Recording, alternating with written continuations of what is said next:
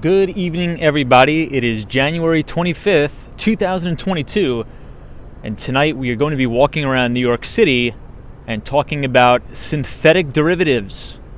Yes, synthetic derivative products. Just kidding, we will be talking about Microsoft. Microsoft reported earnings today after the bell. Better than expected, however, we do have some subtleties to talk about, more specifically around their Microsoft Azure unit. As we know, and we've been talking about a lot on the streams, that Amazon AWS is a major competitor and is in the number one spot in terms of cloud computing. But a close number two behind Amazon AWS is the Azure division of Microsoft, which reported really good. So we'll go over those numbers today on the stream. I see Hassan Terrell is here. Chris says hi, Tom and all. Sally is here. Vinny Castellano says good evening, Tom. Hope you had a great day. I did, Vinny Castellano. I wish the same for you. Hope you had a good day as well. It is a pretty cold and blustery night in the city. And we will be headed down to the one and only Little Italy tonight. Seymour says this is an awesome channel. I'm so glad I found it. I miss living in New York City. Awesome, Seymour. Where do you live now? And hopefully the channel will bring you back to New York City. Just let me adjust the camera here. Hey, I see Charlie Richardson, Judy D, Susan Engels. Good to see you, Susan. I see Joey, Otto, Soho Guy, Vinny Castellano, Sally, Chris, War Walker, Valentina. Says hello, Tom. Hope you're well. What's up, Valentina? Sylvia H says hi, Tom. How was your day? What is up, Sylvia? My day was really good. Pretty busy, but very good. Alan Wilson says hi, Tom, and everybody. Ooh, Seymour says you're from Houston, Texas. Awesome. Very cool. Daryl says hello from Chicago, Illinois. We are in a polar vortex. Woof. Well, please stay warm. Everybody, we have the one and only Manny Explores. What is up, Manny? Hope you had a good Tuesday today. Hope you had a good day. Time Lapse says moderate winter storm coming, Tom. Yeah, we'll definitely have to watch out for that. Alberto is here, says hi, how are you? I see Melee. CALU says hi, Tom. What's going on? NG says hi, Tom and friends. Victor and everybody. Solo 401. I see Dan Rather. What's up, Dan? So I did put out a brief poll on my YouTube channel where everybody could vote, where we stream today, and by and large everybody chose Little Italy. So that's where we're going to be walking to tonight and covering. Microsoft kicked off this week of earnings. So obviously the biggest growth driver for Microsoft predominantly is their Azure cloud offerings, which expanded quite well, but it had a slight deceleration since last quarter, but that's fine. A lot of Wall Street analysts were all besides themselves about that. The stock got hammered after hours, but right as the CEO of Microsoft was reporting forward guidance, the stock turned right around and closed near the high of the day. Hey, Michelle McGraw is here. What's up, Michelle? Good to see you. We are outside Madison Square Garden overlooking the Empire State Building. Good to see you, Time Lapse. Tanya S says, hey, Tom and everybody. How's it going tonight? It's going really good. I see Deja Vu here. Says Lakers playing the Nets in Brooklyn tonight. Awesome. I see Ruby Falcone. What's up, Ruby? Hope you're well. Katia says hello, everyone. Razzle Dazzle says hi, Tom, and hello, friends. What's up, Razzle Dazzle? Razzle Dazzle is our pal that is an MRI technologist.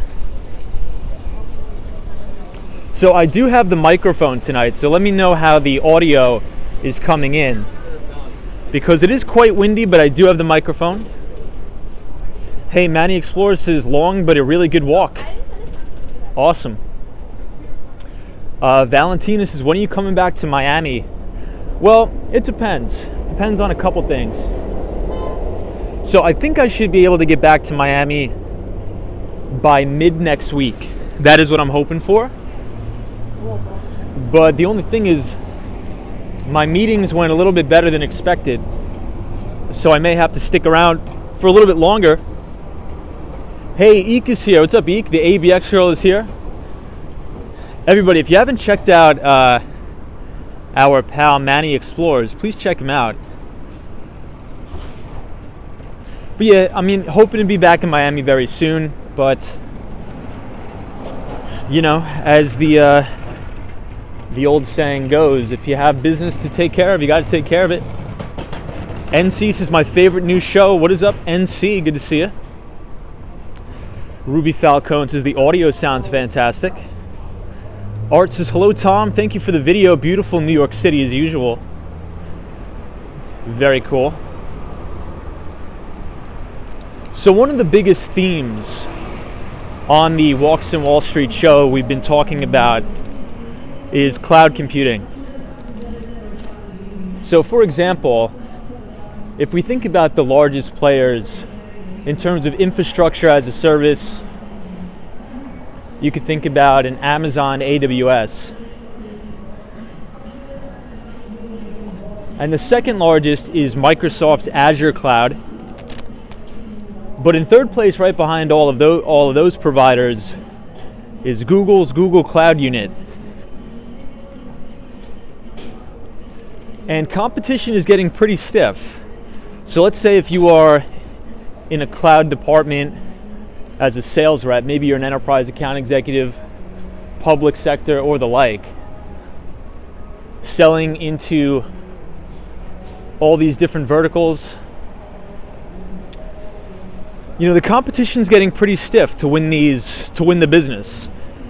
So I think over time, even though margins or profit margins will expand in these cloud computing units, I think the one thing we have to worry about is sort of cannibalization in the industry. But as everything migrates to the cloud, and you know, maybe not all businesses will migrate to the cloud, maybe there'll be some sort of, let's say, a hybrid environment where some of the infrastructure is based on-premise, but a lot of the other infrastructure lives in the cloud. I think you'll continue to see that total addressable market grow. Johnny C says, honestly, the mic sounds somewhat staticky and muffled. Yeah, it's a new mic. We're testing it out. But the only thing about this mic, it does block out the vast majority of the wind noise. Hey, Fresh Start says, hi, Tom. Good to see you. Jesus says, hello. What's up, Jesus? Chris says, hi, everybody. NC says, Tom, by the way, my handle is vSync, aka Vertical Sync. Ah, very cool. I did game programming. That's awesome, dude. Rosa says, hola, Tom, from South Florida. Welcome, everyone from South Florida. Vinny Castellano says, Little Italy. Yes, we will be going to Little Italy. I see Fresh Start. Good to see you. We're on 7th Avenue and 34th Street right now. Time lapses, you know, the amount of radiation you get from a flight from New York to California is a little under a chest x-ray. I try not to fly too frequently. Yeah, I mean, the way I think about it is we're all going to die at some point, so might as well crank up the radiation while we're still here. Chris says, hey, still not back to work. Ooh, Chris. Well, maybe that's a good thing. Take a little bit more time off. Take as much time as you need to heal up. I know that your foot is broken, so you know, maybe it's best not to go back to work too premature. Sarah G says, hello, Walks in Wall Street. Hey, Sarah. So we're going to head over to 5th Avenue, but then we're going to head downtown to Little Italy. Edson says, hi, Tom. How you doing? Hey, Edson. What's up? Happy Tuesday. Hope you had a good, productive day. Hey, Nirvana Fan 500, good to see you. So revenue estimates came in, or revenue came in well above estimates.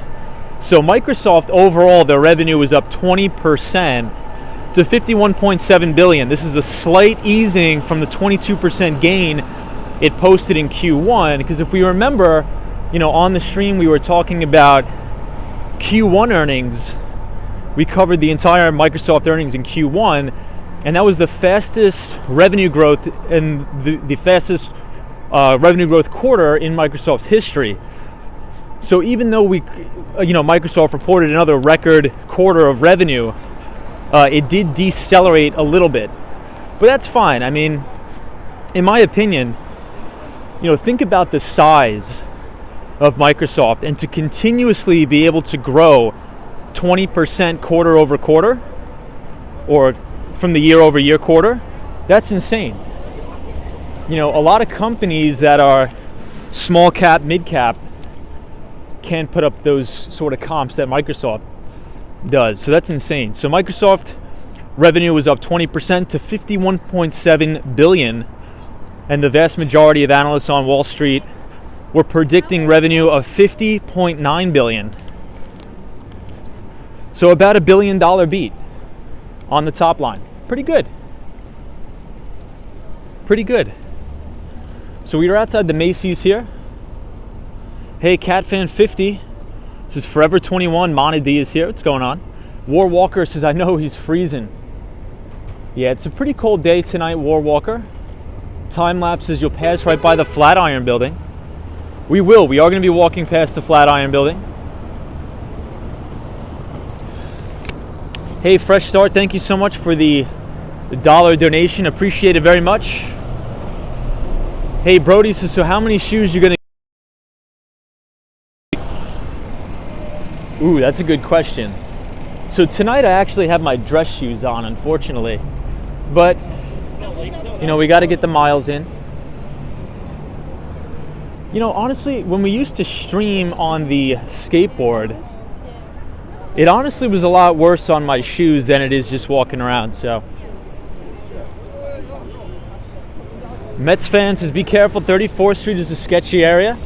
It's all right. I think we're going to be all right. But I appreciate it, Mets fan. Thank you so much for the concern. And thank you for being here. And I hope you had a great Tuesday.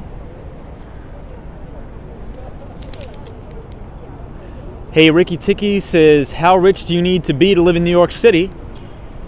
You don't need to be rich to live here.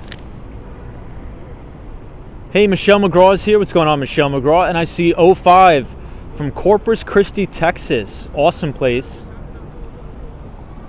Blondie says, hey Tom, how was your Tuesday and how is the weather? My Tuesday was very good. Very productive day, long day though. It was one of those days where you were on back-to-back conference calls, but we got a lot done. I think helping out a lot of customers. So I'm very optimistic for the future. Hey, Roy S says, hi Tom and all mods. What's up, Roy S? Says, how are you? Must be very cool. Says, hello, Tom and everybody. What's going on, Terry? Hope you're well. RJ says, hola from Colorado, Tom. What's up, RJ? Hope you're well. I wonder how the weather is in Colorado. One of my good buddies is going to go to Colorado this week. Hey, Blue Liner 1776 says, I might try to catch you tonight unless you'd prefer not. Hey, Blue Liner, what's going on? Good to see you. I did read your email. Sorry I did not get back to you. This week has been really crazy for me in terms of work. I've been going right from work to streaming and then, right to the train and building presentations and things like that. So it's good to see you, my friend, and hopefully you had a good day. Ricky Ticky says, I'm from Longmont, Colorado. Awesome. Very cool. Ken Glass says, hi, good evening. Hope all is well. What's up, Ken? Heat Mover 144. What's going on? Roxanne Robles says, hola. Just Thoughts says, it rained all day in Florida, but it's dying out. Yeah, so one of my good friends in Pensacola, Florida, was telling me it was raining all day, but where I live in North Miami Beach, I don't think we got too much rain today, which is good. Mets fan says, all hail FOMC. That is right. So the Federal Reserve, well, we're going to hear from Fed Chair Jerome Powell. And I think that's what the market is waiting on, right? They're waiting on the Federal Reserve to give insight whether they're going to raise interest rates or not. But it looks like the Fed is going to raise interest rates 5 times this year, but I believe they're probably only going to raise rates twice. And in March of 2022 is when they're projected to raise rates. And I think that once Fed Chair Jerome Powell and all his buddies at the Fed in March raise rates, that's going to be very bullish for the market in my view.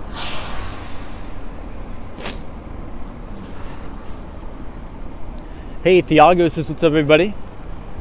Good to see you, Thiago. Pac-Man, good to see you.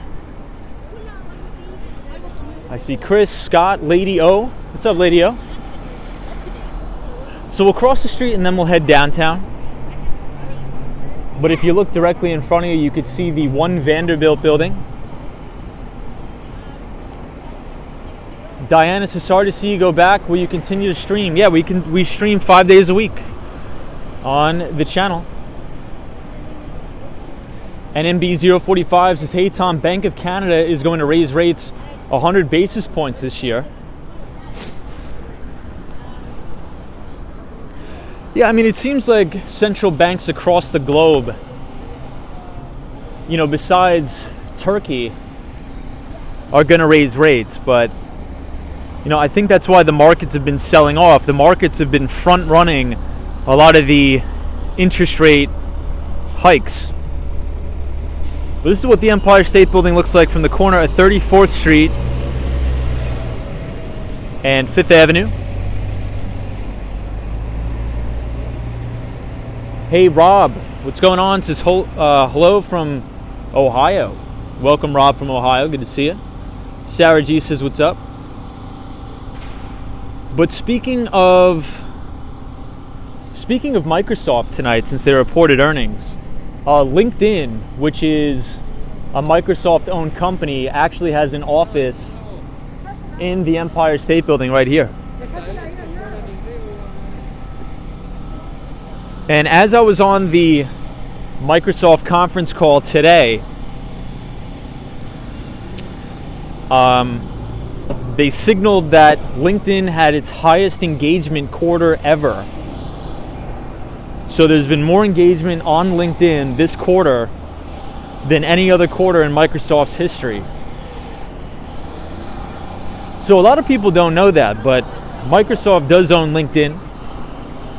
And I wouldn't say it's a very big growth driver for the company, but it definitely does have an impact on its bottom line for sure. Hey Flat Smack, good to see you. So it's cold, fresh air is refreshing. Hey, Bedzita Lopez is here. Says hello, Tom and everybody. What's up, Bedzita? Good to see you. Yogi says, when did Microsoft buy LinkedIn? I'm not sure the exact year, but they bought them a while ago. Hey, Frank is here. What's up, Frank? Yogi. Brian says, looks like the original office building from this angle. So we are walking downtown towards Koreatown now. Hey, Sunshine After Rain says, hello, Tom. How are you? Good to see you, Sunshine. 48 says, evening, Tom. Hope you are well tonight. I got my thunderstorm. It was only one clap of thunder and lightning. Well, it's good to hear you're doing well. 48 is joining us from New Zealand. It's good to see you, 48. Hope everything is well in New Zealand. That guy says Apple was down today. So Apple reports tomorrow. So it's going to be interesting to see how Apple reports. One of the things that I wanted to cover briefly in relation to Microsoft is the CEO as well as the Chief Financial Officer said that the global semiconductor shortage didn't impact Microsoft as much as they anticipated. But they still have shortages in things like Xbox and some select PCs. And yes, Microsoft does own Xbox. And as we've been talking about a lot on this channel, semiconductors and chipsets go into make pretty much everything in terms of tech. You could think about PCs, computers, phones, tablets, gaming systems, everything. So Microsoft did insinuate that The global semiconductor shortage hurt their business a little bit, but they managed it a lot better than they had expected, which is good news. So we are in the heart of Koreatown now, everybody. Right across the street from my favorite Korean barbecue place of all time. And we were here yesterday. Hey, Jeff is here. Says, good evening, Tom. It's 16 degrees here in Altoona, Pennsylvania. Very cool. I see Tanya S. Good to see you. Hey, Marilyn says, checking in from Manhattan. Snow coming this week. Yeah, so I was hearing a lot of people talk about that.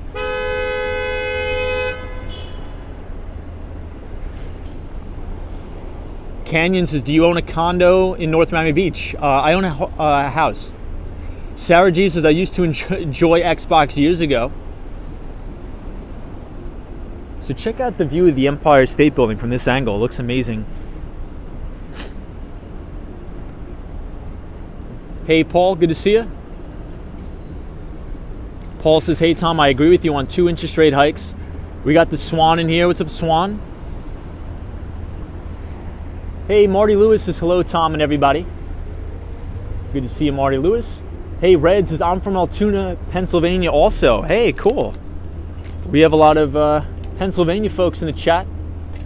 Rob says, says, Tom, do you remember the blizzard of 1978, 44 years ago? How old were you? I was born in 1995, so I do not remember that. But you know what? I think I remember seeing photos of it online, to be honest. Hey, Tony says, hello, my friend from beautiful Sydney, Australia. Get a cup of coffee. What's up, Tony? Good to see you. Cosmo Scary is here. This is beautiful evening. Juan is here. What's up, Juan? So Microsoft had a pretty good quarter, beating on both the top and the bottom line. Microsoft's overall revenue was up 20% to $51.7 billion, slightly easing from the 22% gain posted in Q1, but it was the fastest pace revenue growth in 4 years last quarter. So a little bit of a deceleration, but 2-point deceleration, that's nothing in my eyes. And estimates were for $50.9 billion on average, so about $1 billion beat. For a company of that size to post results like that just on the top line is pretty impressive. If we go to net income rose to $18.8 billion, or $2.48 a share. The vast majority of analysts on the street were predicting or projecting $2.32 a share.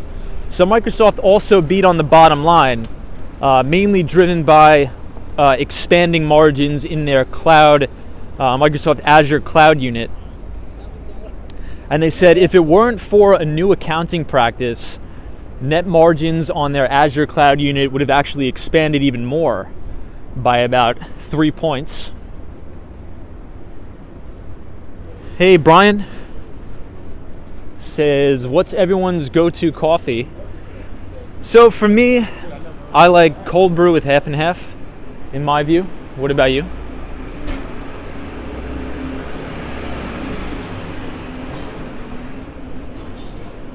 Hey, Jay is here. Good afternoon, Jay. Hope you're well. We are here in Koreatown. If you want to come to Koreatown and get a very affordable meal, I would go right in here to the Food Gallery 32. It's not just one restaurant in there, it's multiple restaurants, locations. So a lot of diversity, which is good.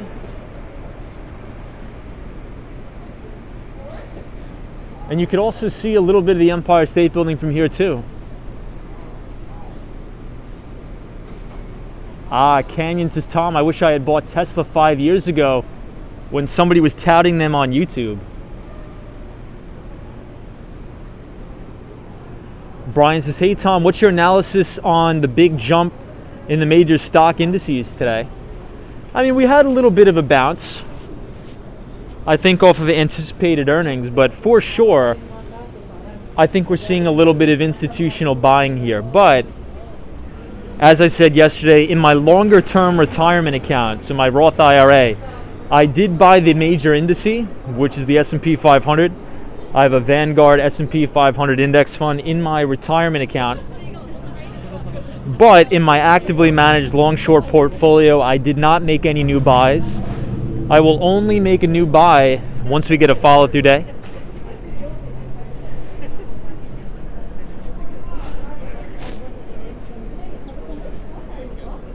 Hey, Paul says Microsoft ended up 1.22% after hours after plunging initially after the print. Yeah, so Paul, you're exactly right.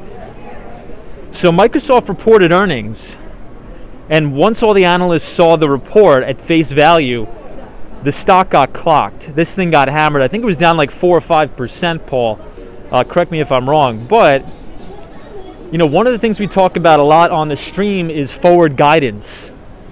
So Microsoft gave very, very strong guidance and said that their 365 sales as well as their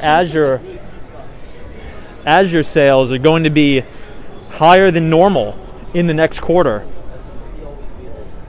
So after the better than expected forward guidance, the stock popped right back and closed near its daily highs.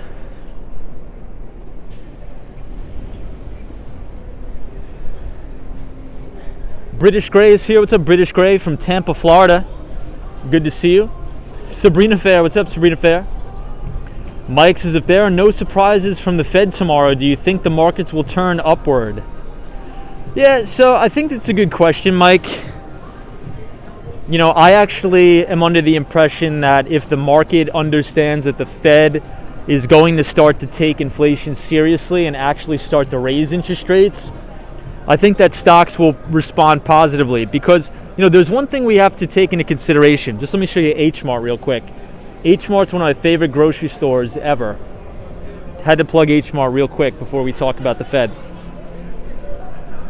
One of the things that we have to remember about the market is the stock market is a discounting mechanism, right? And it's a forward-looking. And that's why we always hear about the old saying on Wall Street that the stock market is not the economy. So I think that since the indices have been selling off like crazy, the NASDAQ I think is down about almost 20%. The S&P intraday yesterday I think was almost down 15. We've since rallied.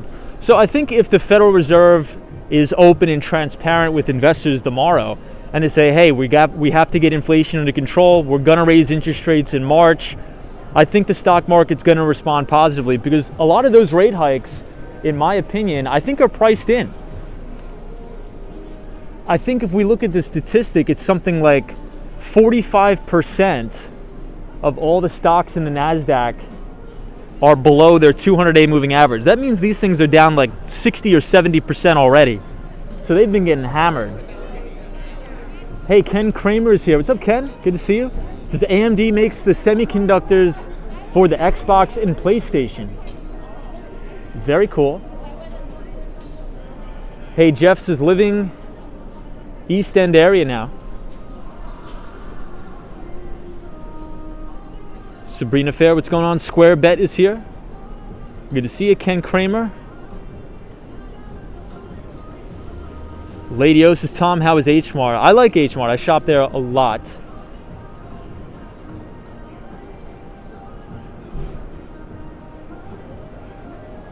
Fresh Start says, can we see the Freedom Tower? Yeah, we'll get to take a look at the Freedom Tower tonight, Fresh Start. We definitely will get to take a look at the Freedom Tower. Hey, Sanjib is here. Says, hi, Tom, how are you? I'm doing good. Fresh Start says, can we go to Washington Square Park? Yes. But tonight on the stream, we are going to go to Little Italy. So since we're in Little Italy, we'll probably walk all the way down to Chinatown too. Might as well.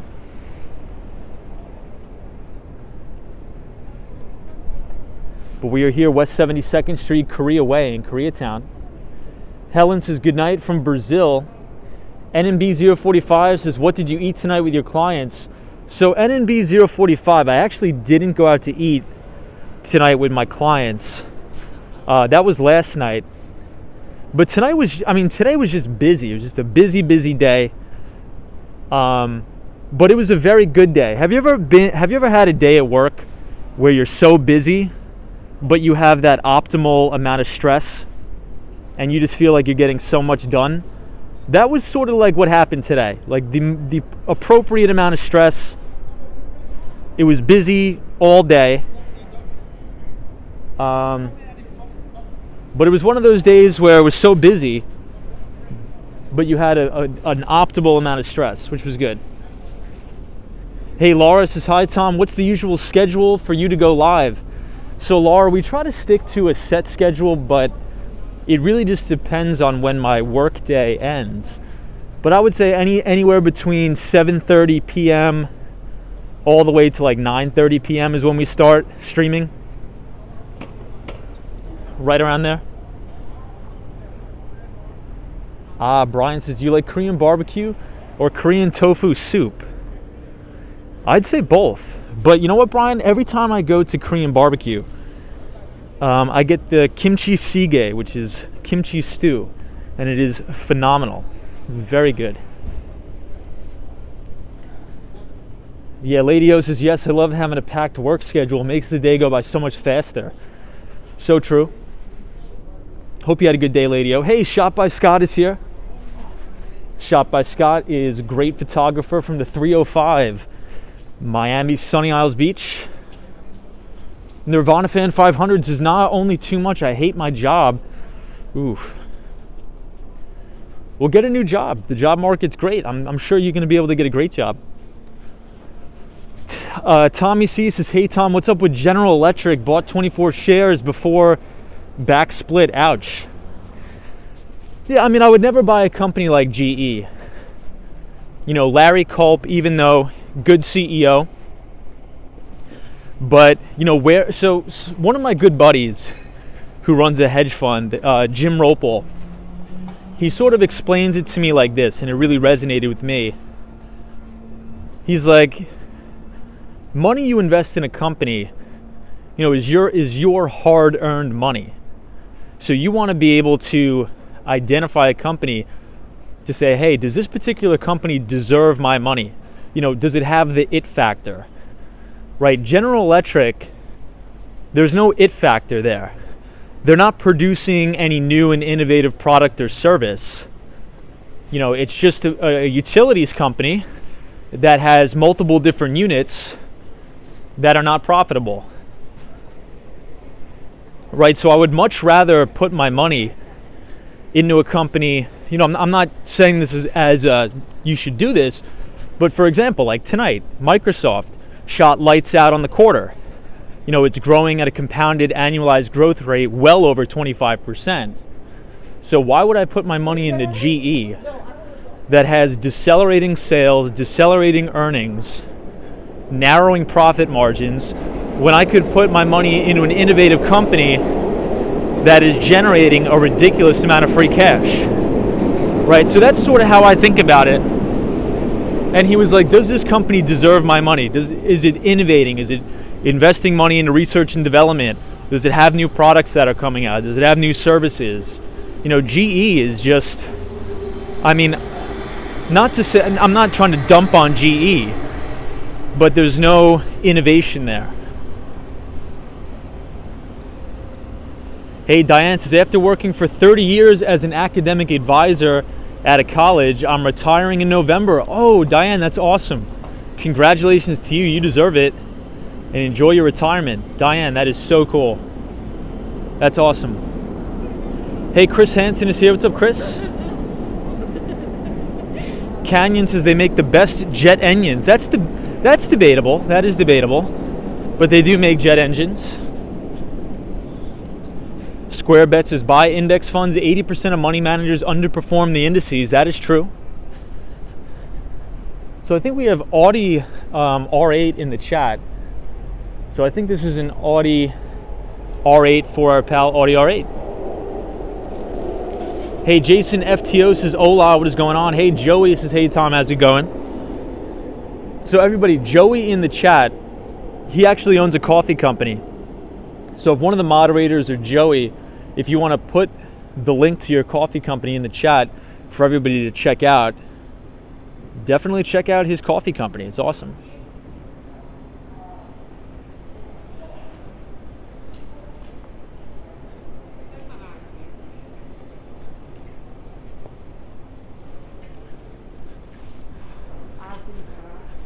Sabrina Fair, good to see you. I know, Chris says, Tom, did you see the officer passed away today? I did. It's horrible. It's horrible. Really, really horrible.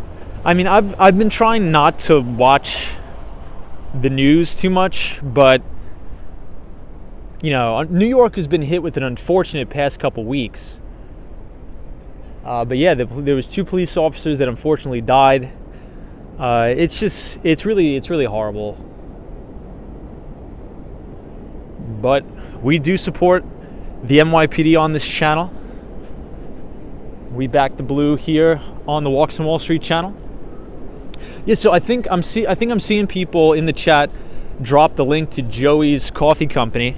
So Joey actually sent me a couple of products to review, but the package got to my house literally the day before I was leaving back to New York. So I will let you guys know how I like it, but I'm assuming it's going to be fantastic. So check it out. You know, small local business here in New York City. So it's always good to support people in the chat. Hey, Disney cast members here, says Tom, 5 NYPD officers were killed this month. That is absolutely horrible. That's absolutely horrible. Hey, Daniel G says, hi, Tom, good evening. What's up, Daniel? Daniel G is joining us from Buenos Aires, Argentina. Good to see you.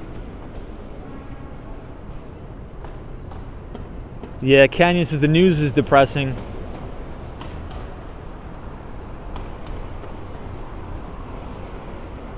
Hey, coffee, food, travel, fashion. Good to see you. Hope you're well. Dominique is here. What's up, Dominique? Hey, Christy S says, hi, Tom. Stay warm. Thank you. It's not too bad out now that we're walking downtown. Usually by Penn Station, the Moynihan train station, it's always windy for some reason over there.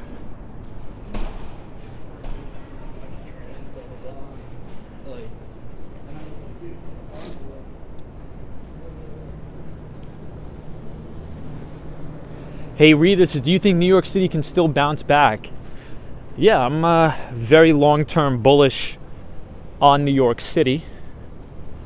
So speaking of New York City, you know, as you guys know, I don't have a traditional office setting anymore now that I left my previous tech company. So I actually tried out a WeWork today near Bryant Park, and the WeWorks are freaking amazing. They are so cool. There's free coffee, there's free food, and there's nobody in there because nobody's working from the office anymore. And I believe a monthly pass to WeWork is right around, I think, $4.99, and you could use any WeWork office in the United States. So I think it's a good deal. I may do that instead of getting a traditional office space. I may just do a WeWork. So if I have to do a presentation to clients in Miami, I can invite them over there in the Brickell and things like that. Yeah, Joey says, crazy documentary on WeWork on Hulu. Yeah, so Joey, a crazy story about WeWork, and I think I've told it before on the stream. I was actually in the same office with Masa-san, and if anybody who doesn't know who Masa-san is, he is the chairman and the founder of SoftBank, which made a massive investment in WeWork. And at the time, I was working for a subsidiary of SoftBank in a tech sales position. I won't say which company, but the night that the big meeting happened with Masa-san, Marcelo, and Adam Newman, I just so happened to be working late in the office that night. And that was the night where they were ousting Adam Newman as the CEO of WeWork. So all the big heavy hitters were there. Marcelo, Masa-san, and then it was me in the back finishing up some work. It was a pretty surreal night, pretty weird too, pretty awkward, because a lot of people that were in Adam Newman's entourage, these people look like hipsters. They look like skateboarders off the street with their beanie hats on, and then you see Marcelo walking in looking sharp. It was an experience, to say the least. Hey, Blade Runner's here. What's up, Blade Runner? Good to see you.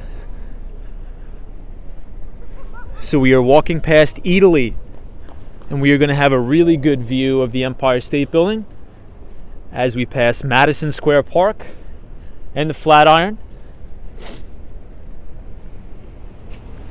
So this is the Flatiron building right here. Hey, Shop by Scott says, Tom, the WeWork in Wynwood is phenomenal. They brought a lot of the art off the walls into the space. So there's a place called Spaces a couple blocks away. That's amazing too. Ooh, Shop by Scott, I gotta check that out. Hey, Tommy C says, looks great. Got you on my 65-inch Roku TV and chat on the phone. Ooh, that's awesome. Well, thank you for watching, Tommy, and I hope you had a great day. Coffee Food Travel says, I think Eric Adams seems pretty adamant about turning things around. Let's hope he does. New York City is a wonderful place. It is a wonderful place. I mean, New York has gone through a lot of crazy stuff in the past, so I think we'll be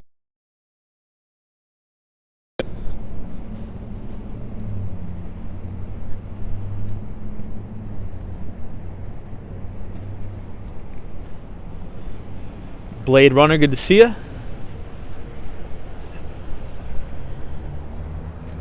So here's the view from the Empire State Building,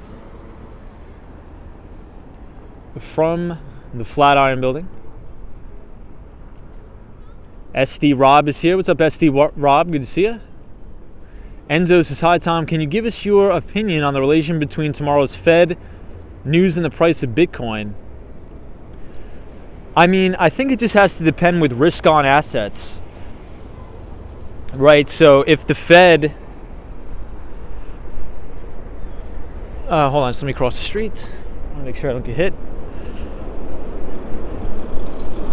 Essentially, ever since the lows of the 2020 pandemic, Bitcoin has had an increased correlation with equities. And one of the main reasons why I think that is because there's just so much liquidity floating around in the market.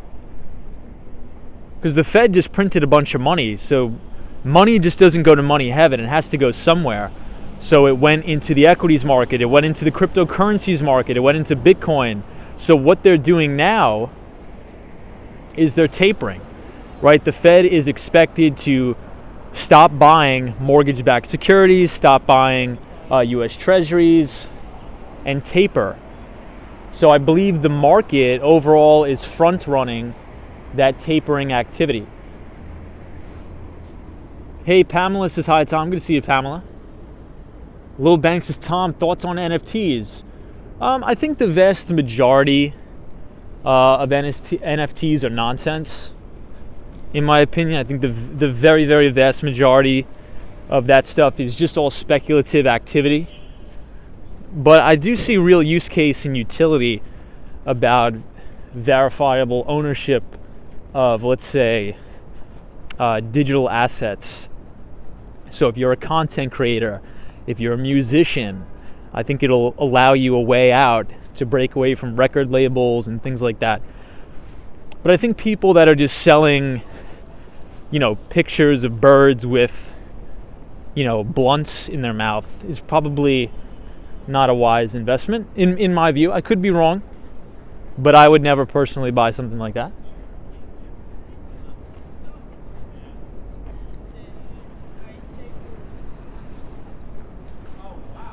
Okay, I'll give you guys one more look at the Empire State Building here from 22nd Street. Beautiful view. This is my favorite view. Hey, Cynthia Beal is here. What's up, Cynthia? Stephanie says, hi, Tom. Good evening.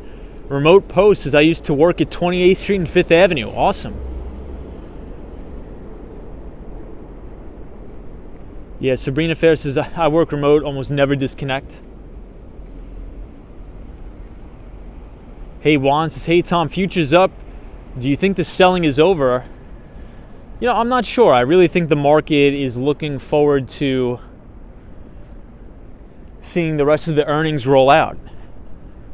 But we have the FOMC, which is the Federal Reserve, tomorrow, Wednesday.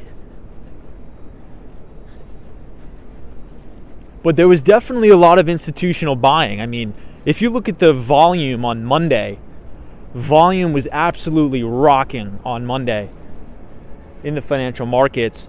And I think it was the heaviest volume day ever on record.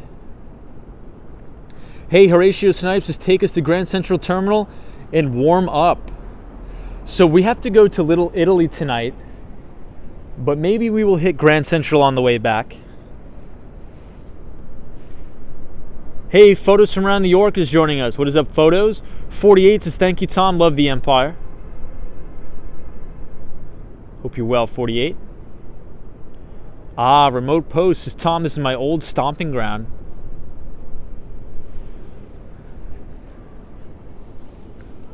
I like it over here because it's very quiet. Very, very quiet here. Laura says, hey, Tom, were you a kid to get excellent grades in school? Oh, my God. No. Let's just put it that way. No. I barely squeezed through high school. Frank says, Tom, you might get a blizzard over the weekend. Ooh, Frank, I really hope not. I really, really hope not. I'm not the biggest fan of snow, but, you know, if it's here, we'll deal with it. We'll get through it.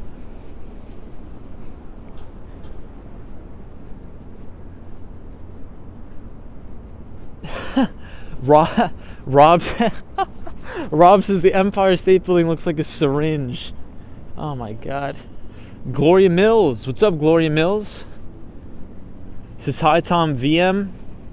Love the shot of the Empire State Building. Ken Kramer says the Fed will be reckless tomorrow as usual.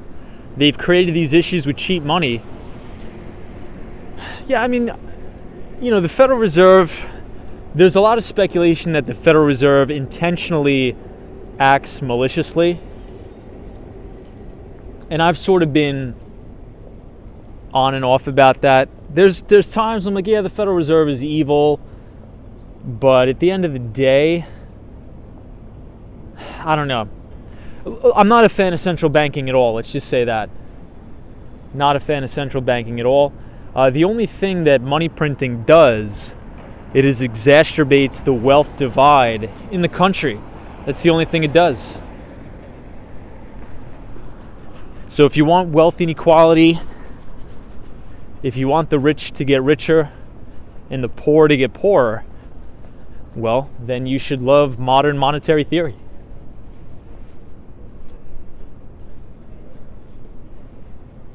Blondie says, are you ready to go back to Miami where temps are warmer? You know, honestly, yes. But I do have a couple things to take care of here first in New York. Love this graffiti here on the wall. Monady says, I agree, Tom. Kenya says, are you Austrian? No, I am not. Sabrina Fair says, bankers run the world. Brian says, Tom, are you a winter or summer person? Definitely a summer person, 100%. Hey, Technical SA says, hi all. What's up, Technical SA? What's going on?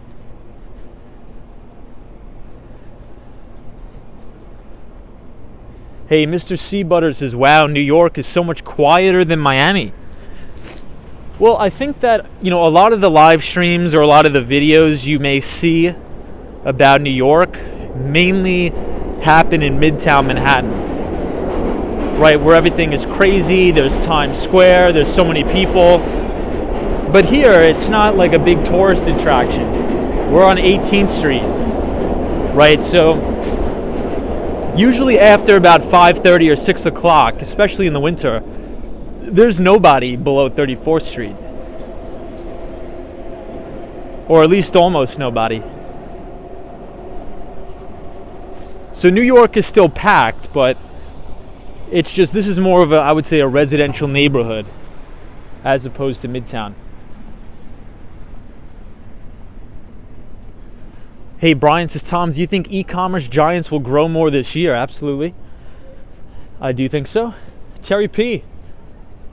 This is Tom. Do you go see your family when you're in New York? Yes, I do. Yes, I do. Good to see you, Terry.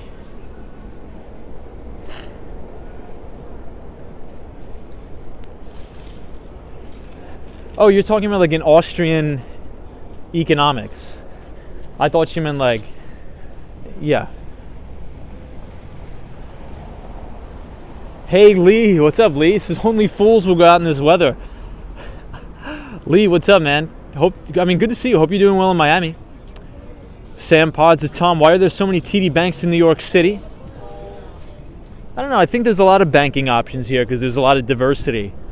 There's a lot of people from Canada here, so they need banking options. So in a major city, you need options for everybody.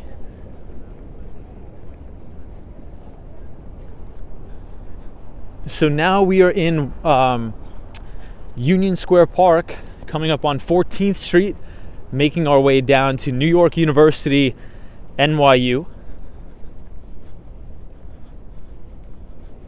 Hey, bad boy, nice guy, good to see you. Sabrina Fair says, Tom bundles up for these walks.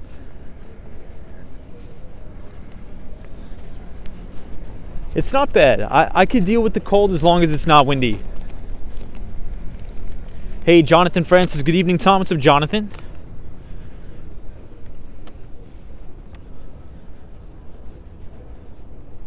So in terms of Microsoft's earnings tonight, the main metrics that I like to look for are a couple segments. Number one being commercial cloud sales. Number two being intelligent cloud sales. And number three being the personal computing division. Hold on, I'll show you guys what it looks like from over here. This is looking uptown. So in the commercial cloud sales division, this quarter, sales rose 32% to $22.1 billion. And gross margins, and essentially, if you think about gross margins, what that means is the percent of sales that is left after all the costs associated, it was 70%. Gross margins of 70% is pretty good. Really good. So commercial cloud sales up 32% to $22.1 billion on really good margins of 70%. The intelligent cloud sales, and this consists of what we talk about all the time, which is the Microsoft Azure and the server software, and that rose to $18.3 billion, which is a solid number. That is a solid number, especially for a company that size.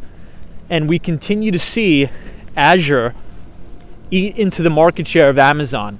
So back in the day, Amazon AWS was the major player in cloud computing. And then we saw Microsoft Azure. Then we saw Google's Google Cloud Computing product. So I think competition is going to be increasingly more stiff, which will probably bring pricing down over time as these companies compete for customers. But overall, very solid quarter. Union Square Park. Hey, LaFresh Sinatra says, what's up from Tampa, Florida? What is going on? Dante Rose says, hey, Tom. Technical SA, what's up?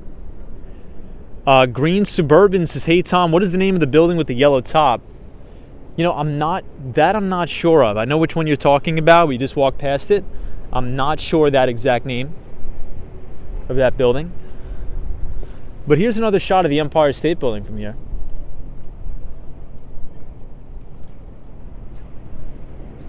Hey, Charlie Richardson is here. It says data centers will keep growing. I agree with that, Charlie.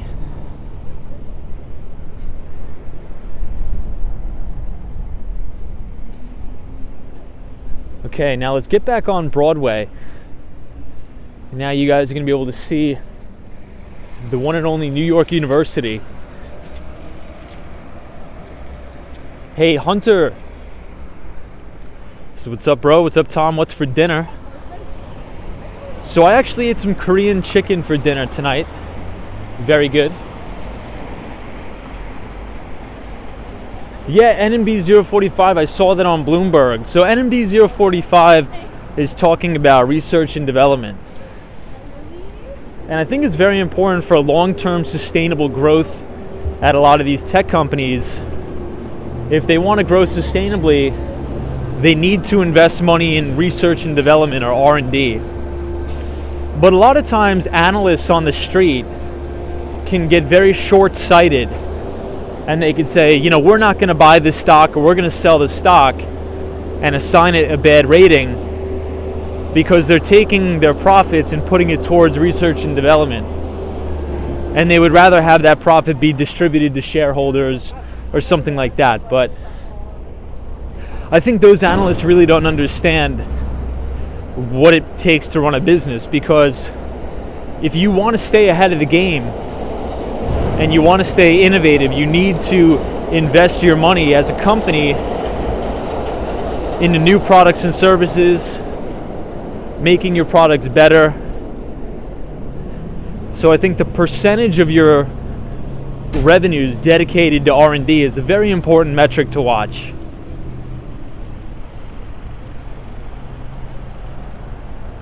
Photos from around New York, says Tom. The building with the gold top is the New York Life building. Thank you for that. Hey, Roxanne Robles, thank you so much for the $5 super chat. Appreciate it very much. Says, have a good evening, Roxanne Robles. Thank you for the donation. Very much appreciated. Hey, Kings 9966 says, great job as usual watching New York City and getting educated. What's up, Kings? Happy Tuesday. So Cosmo Scary, how was your day today? Hope everything went well with you.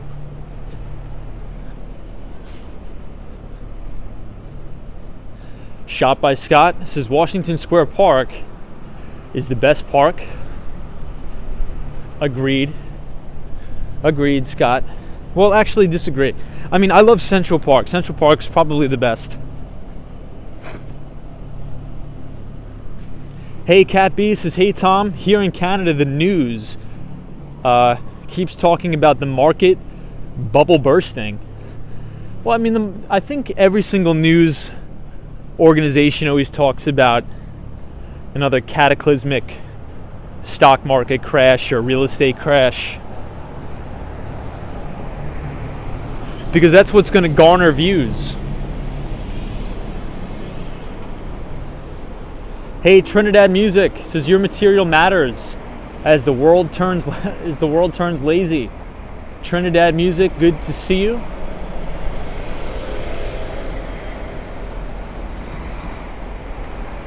Hey, Realty by Lance says, hey, Tom, busy January, but it's 70 degrees here in Sunny Isles. How are you? What is the temp in Manhattan? Realty by Lance, good to see you. It is a very, very cold, I think it's 28 degrees here. So hoping to be back in Sunny Isles Beach, Florida very soon. But you know what we have to do, everybody? You know what we have to do? Since we're on East 10th Street and Broadway, we have to go over a couple avenues and check out the IBM Watson building, because IBM actually just sold off their Watson healthcare unit. And it was crazy because, and I think I was talking about this a little bit on the stream, I actually interviewed for an enterprise account executive position at IBM Watson to specialize in their healthcare sector. This was a couple years ago. And now, just across the tape in Bloomberg, IBM has now sold their IBM Watson healthcare unit. Very interesting.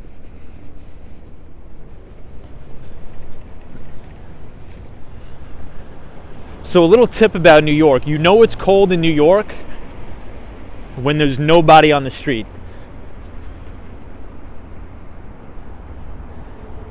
Hey, the Miami Reps, what's up? Good to see you. Jonathan Francis, Tom, there's big snow coming Friday.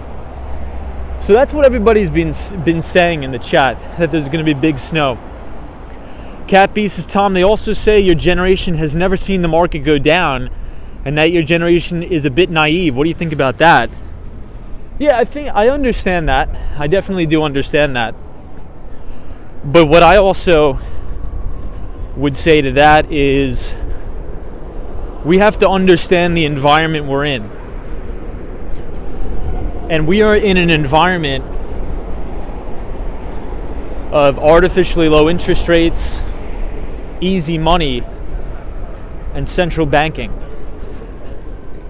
Right? Never before in history has central banks printed this much money. Never before in history have interest rates been this low. So people like Peter Schiff that have been calling for a market crash forever now, I think the one thing that they need to realize is they're right. They are right. Equities prices, commodities prices, real estate prices should be lower. But just because they should be lower doesn't mean that they are going to go lower. Because a lot of people are underestimating and have underestimated the power of the Federal Reserve, central banking, easy money policy.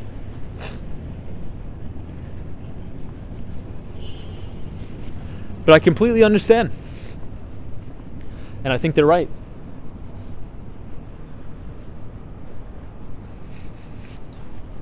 And a perfect example of that, I think in the financial markets, we need to understand two things. Corrections happen in one of two ways, or two of two ways. Number one is a price decline, right? So when price goes down. So in the 2020 coronavirus crash, markets went down in terms of price, but not time. So I'll say that again. It was a correction of price, but not time. In the 2000 dot-com tech and telecom bubble, that was a correction of both price and time. If you look at the NASDAQ, if you look at a lot of notable stocks, one of which we were talking about tonight, which is Microsoft, pull up a monthly chart of Microsoft going back to 1995. It took Microsoft over 14 years to reach its new all-time record high from the tech wreck. 14 years. And a big part of that is because back then central banks wouldn't print money like crazy. Right, but it seems like every time we go into a little bit of an economic downturn, the Federal Reserve comes to the rescue, and that's why we see these big V bottoms. But in normal market conditions, what we see is that markets will both correct in time and price. But nowadays, it just seems like it's these V bottoms of just price correction. Cannon Overlook says, what about 2007 to 2009? Yeah, that was another V bottom. Pull up a chart of the S&P 500 or the NASDAQ in 2008. Look at that sell-off. It's a V bottom. Stocks went down for a year and then started to rally again. So this is the IBM Watson building at 51 Astor Place.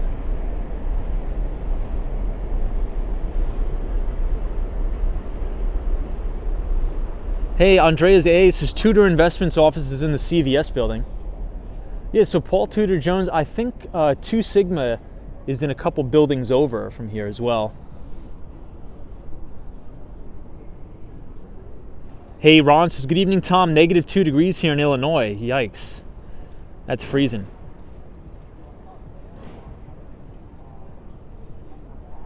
Trinidad Music says, do I ever host from home or have a podcast? I don't. I was thinking about it. Maybe we will in the future. But one of the best things about IBM Watson is this right here. This sculpture of this dog. The most innovative product that has ever come out of that have ever come out of IBM Watson is this right here. And I think this is a beautiful sculpture. Very famous. Yes, Jeffrey Coons. Hey, Namaste says Peter Lynch. Yes, Peter Lynch is widely regarded as one of the greatest mutual fund managers of all time. He ran the Fidelity Magellan Fund. Hey, Penelope's here. Hey, Penelope. How are you? Penelope's joining us from Tennessee. Awesome.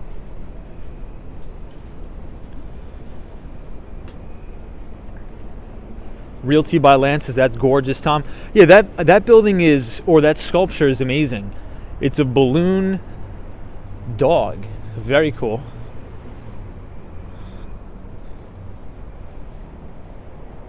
Yeah, NMB 045 says, so you're saying Watson is no good? In my opinion, I don't think it's a good product. But I'm not gonna dump on IBM on this stream. We'll give a fair assessment of IBM when we do the IBM stream. And that's coming very soon. Yeah, Lady O says it's simple yet brilliant. I agree. Yes, we are here on St. Mark's Place. DN says hello, friends around the world. What is up, DN? Good to see you. Hunter is here. Nicholas Prasad says pleasant night, Tom.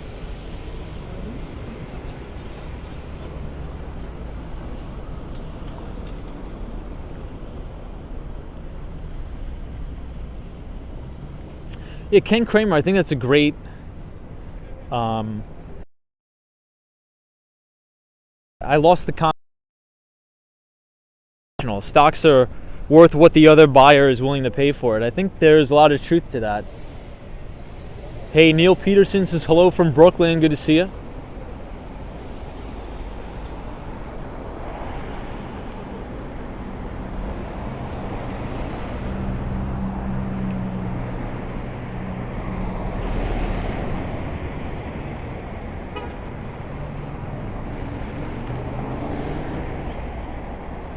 Hey, Midnight Blue says hello from Tampa, Florida. What's going on? Devon Avery is here. What's up, Devon Avery? Hope you're well. So we'll take, actually I don't think we'll have time. We have to turn back and go to Little Italy. We can't go to St. Mark's today. Unfortunately. Maybe we'll go another day, but maybe we'll go tomorrow. But we have to stay on schedule to get to Little Italy tonight.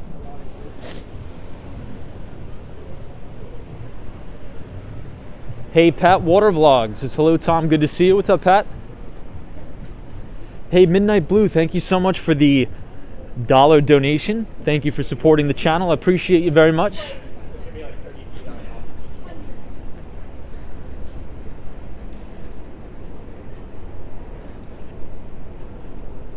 But we are here on Cooper Street.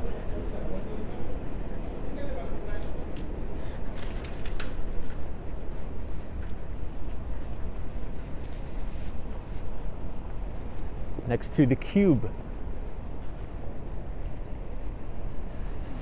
Devon Avery says, what was the topic for tonight? We were talking about Microsoft. Microsoft just reported earnings, so we covered their earnings beat. Microsoft beat on both the top and the bottom line. Although there was slight earnings deceleration, but the comps. It's on Wall Street, there's something called your comps. And these are the comparable quarters from quarters past. And last quarter, Microsoft had an absolute gangbusters, lights out quarter. One of the strongest quarters in history. So even though we had an earnings beat today, there was just a slight deceleration in that earnings growth, which I think is all right.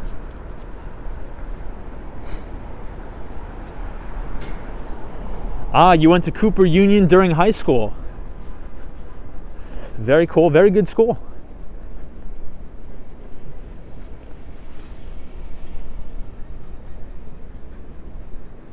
Hey, Alexander's here. Says, greetings, Tom, from California. Where will interest rates be 1 year from today? I don't know about that. Probably around the same where they are now.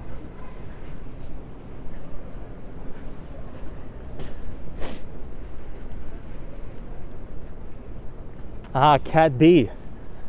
Wow, look at all this garbage. But at least it's very nice and organized, the garbage. Hey, Kurtz has just discovered your channel. Are you an investment banker? I am not. I work in tech sales. So you could think about enterprise software. Shot by Scott. So enterprise software, hardware, and traditional telecom.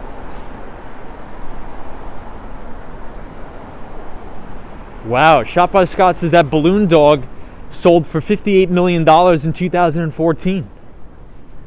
Wow. That's crazy. That's a lot. Square Bet says, does the scaffolding come down or does it stay there forever? So the reason why they put up the scaffolding is because whoever owns the building, if they get sort of like a violation, like a code violation, they either have to, number one, repair the building, or if they put up scaffolding, they don't have to repair it as long as they leave the scaffolding up so people don't get hurt. So a lot of people in New York are really upset about that because these landlords, they just never want to repair the building because they don't want to have to pay for it. So they just leave the scaffolding up forever.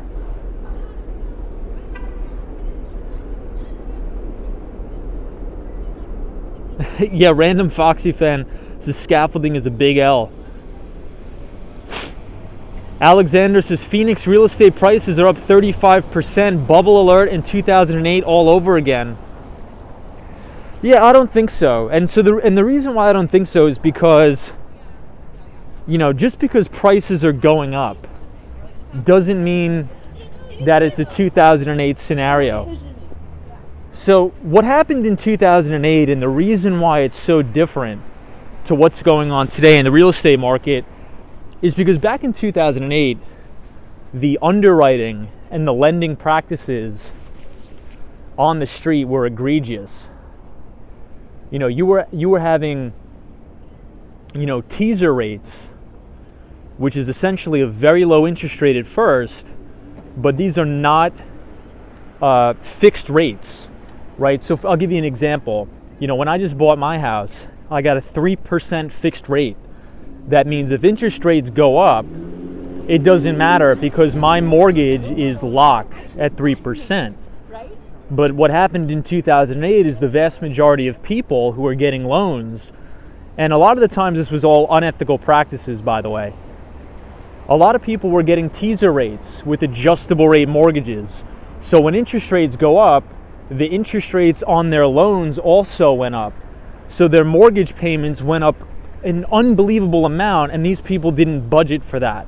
So you had a wave of defaults all at one time.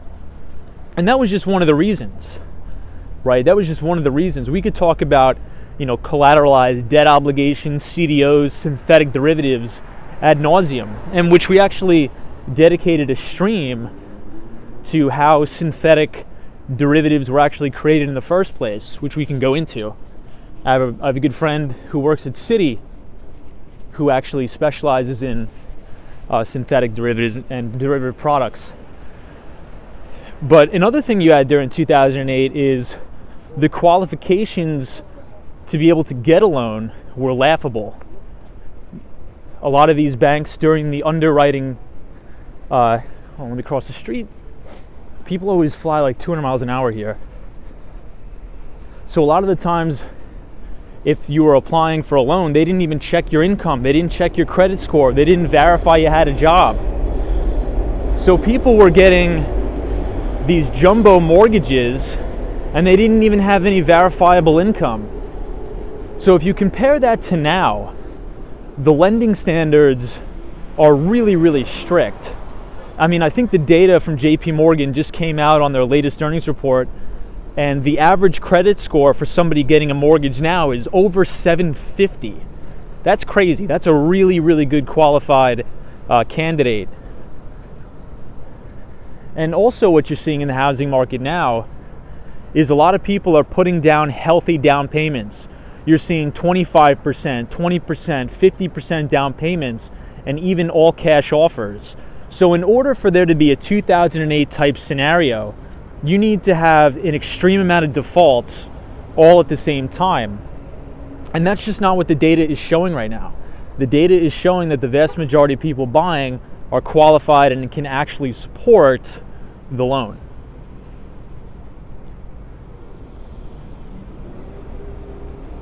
Cosmo Scary says, damn, my credit score is too low.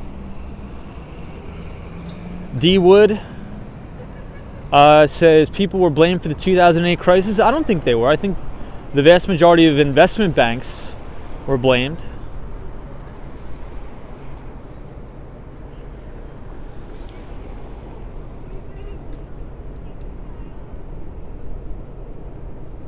Yeah, there was some like government programs and things like that were egregious as well. So anytime the government tries to make a program to help people, they usually wind up screwing them royally. Square Bets is people buying $1 million plus homes here in California for all cash. I mean, the same thing is happening in Miami. It's really bizarre, the market. So this is one of the greatest coffee shops in New York. Hey, Lupe is here. What's up, Lupe? Right here, Gasoline Alley Coffee, fantastic place. Hey, Sierra C says, thank you, everybody. I needed to hear it after a day like today. Well, Sierra, I hope your day was fantastic. And if it wasn't, I hope it gets better tomorrow.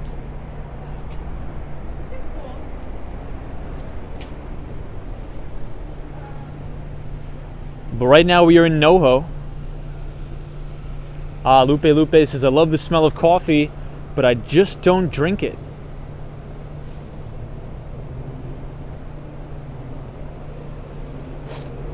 Brian says, foreign money pouring into the United States. Man, is it cold out here, guys. Hey, Anonymous Dude 123, good to see you, Anonymous Dude. Hope you're well.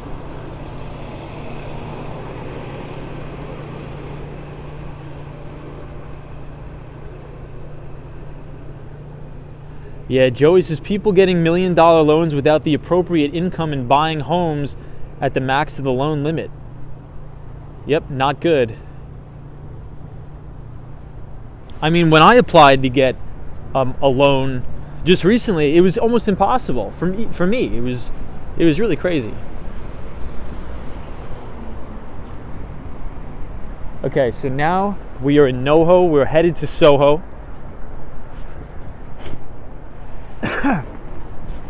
Excuse me. Look at all this cereal and milk here.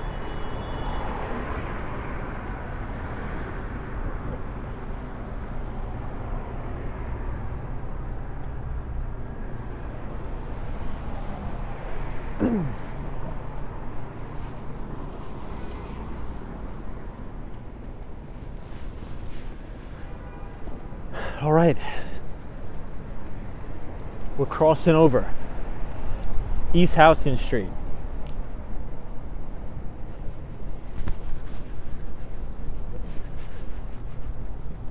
You know, we might as well take a trip to Prince Street Pizza. Might as well, right? I mean, come on. Hey, Laytha, says Tom, I'm worried. You sound sick. So I'm not sick. We have a new microphone. And the microphone is muffled because we have a wind mitigator on the mic. So the acoustics, or whatever you call it, may sound a little bit nasally because we have a wind mitigator. It's like a big poofy ball on the end of the microphone.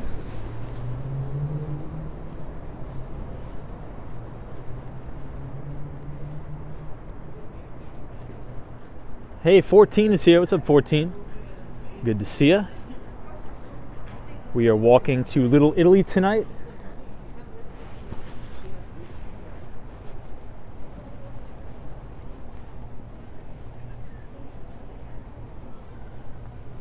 Lost in the Curve says the scenario of home prices decreasing significantly is hard to imagine, but it could happen. Things are good until they are not. Yeah, I mean, I actually think it would be a positive thing for home prices to come down. Because if you look at the data, the vast majority of millionaires in America garner the vast majority of their net worth from their homes. And if housing prices are way out of reach for the average American, it's going to be difficult for the middle class and the lower class to accumulate wealth. So I would welcome a 20% to 30% correction in housing to let people acquire assets. I think that would be good for the country as a whole.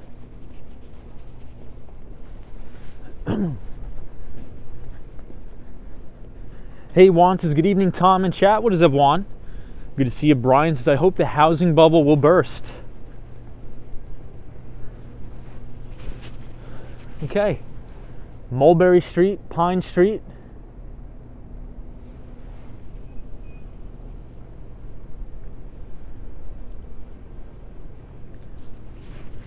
Dale Ryder says the microphone is likely muffled, as you say, but we have heard your sniffles several times. Don't get pneumonia. Yeah, so, I mean, the reason is, you got to understand, it's freezing out and the wind is blasting. So I think I'll be all right. Trust me, I promise you guys I'm going to be all right. Hey, Trinidad, thank you so much for the $2 donation, or the $3 donation. Thank you so much. I appreciate it very, very much. Thank you for the support. Hey, Flay News says, hello everybody in Brazil. I am new to your channel. Well, thank you for being there. Thank you for being here. I appreciate it very, very much. And I hope you had a great day.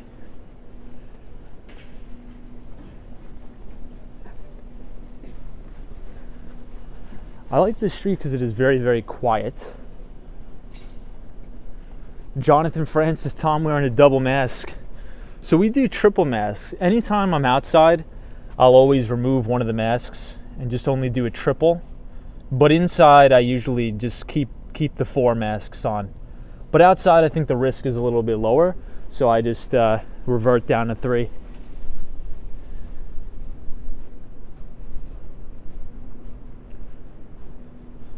Hey, Dale Ryder. Thank you so much. I appreciate you. Lost in the Curve says, Tom, if prices did come down by 20 to 30%, something would be really wacky with the economy, and very few could afford a home. Yeah, so I mean, I think lost in the curve. If interest rates, so if we look at the data, for every percentage point interest rates go up, usually home prices correct around 5 to 7%. And right now, I think the 30-year mortgage is at a record high since 2020. So I think right around 4%, which, I mean, historically speaking, is not a lot at all, but a lot of people are freaking out about it. Sabrina Fair says, Tom, I don't think you're protected enough. 7 masks just to be safe. Copy that, 10-4. Dragon War says, where are all the people? So usually when it's freezing out, Dragon War, there's very few people walking around. Like if you see this bar right here, there's actually a lot of people inside. But not many people want to hang out outside. Only me. Hey, Kevin Lee is here. Says, good evening. It is 10:04 p.m. at Atlantic Avenue Barclays Center in Brooklyn. Hey, Sammy B says, welcome from the UK. What is going on? Trippin' Music, good to see you. Sunshine After Rain says, Tom, double masks in the shower.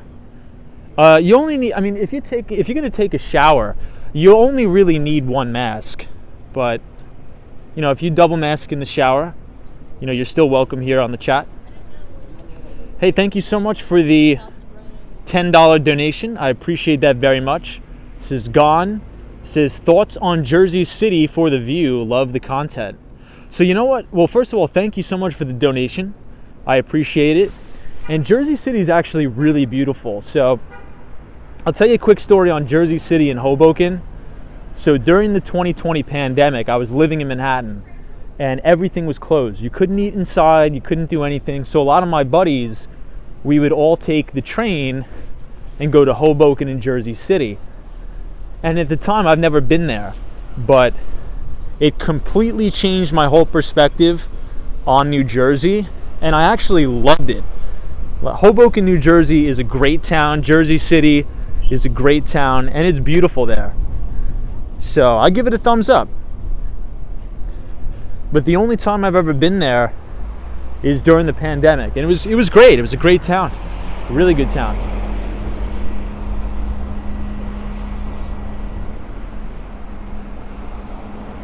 Hey, the antagonizer's here. It says, hey Tom, how cold is it? I think it's right around maybe 20, I want to say 28 degrees, probably about 28. Yeah, Canyon says Hoboken looks nice. Hoboken was really nice when I went there. Mike says, when will the city let the restaurants take down all those ridiculous outdoor eating compartments? So not for nothing, I actually kind of enjoy them.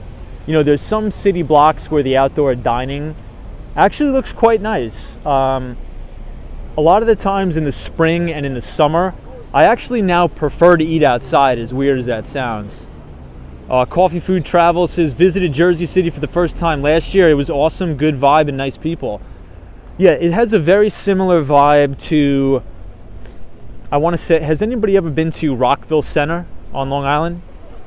It's like a very young sort of vibe, a lot of working professionals. It's good. You know, I like it. I really, really like it. Hey, Dragon War, thank you so much for the $10 donation, Dragon War. Says, thanks for the content. Wife says you're making her miss home. Oh, well, you got to come back to New York. You got to come back. New York's coming back. It's coming back. But Dragon War, thank you. Appreciate it. Oh, and Aussie, thank you for the $10 Australian.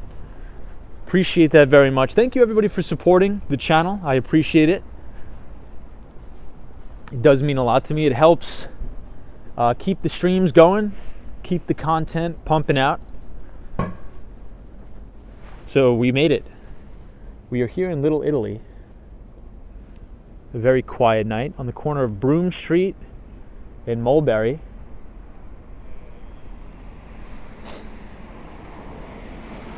But it's beautiful here. I love it. Hey, Blue Liner 1776. This is cameo appearance with the $2. What is going on? Good to see you, Blue Liner 1776.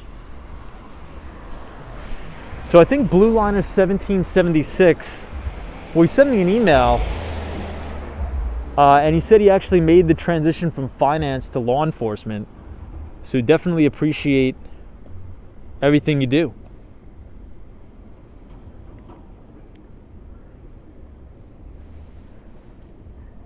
Little Italy is beautiful here. So we'll cross the street.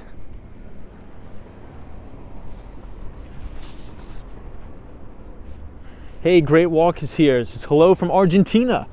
What is up, Great Walk? Wow, it is a little bit dead here. I wasn't expecting it to be so dead, but I actually kind of like it. Hey, Jet Life says, I voted Little Italy earlier. Glad we got the W. Yeah, so for anybody who's new here, I usually post a poll on the YouTube channel to where we should stream, so you can feel free to participate in that if you'd like.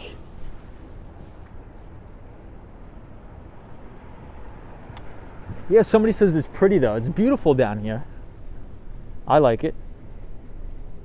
Let's buy some authentic pizza. Yeah, the antagonizer says it's better without the tourists. So this is a very famous place here. It's a little bit dark, so I'm not sure you guys are going to be able to see.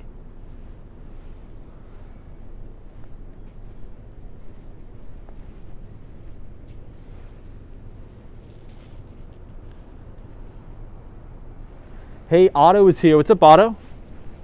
Good to see you.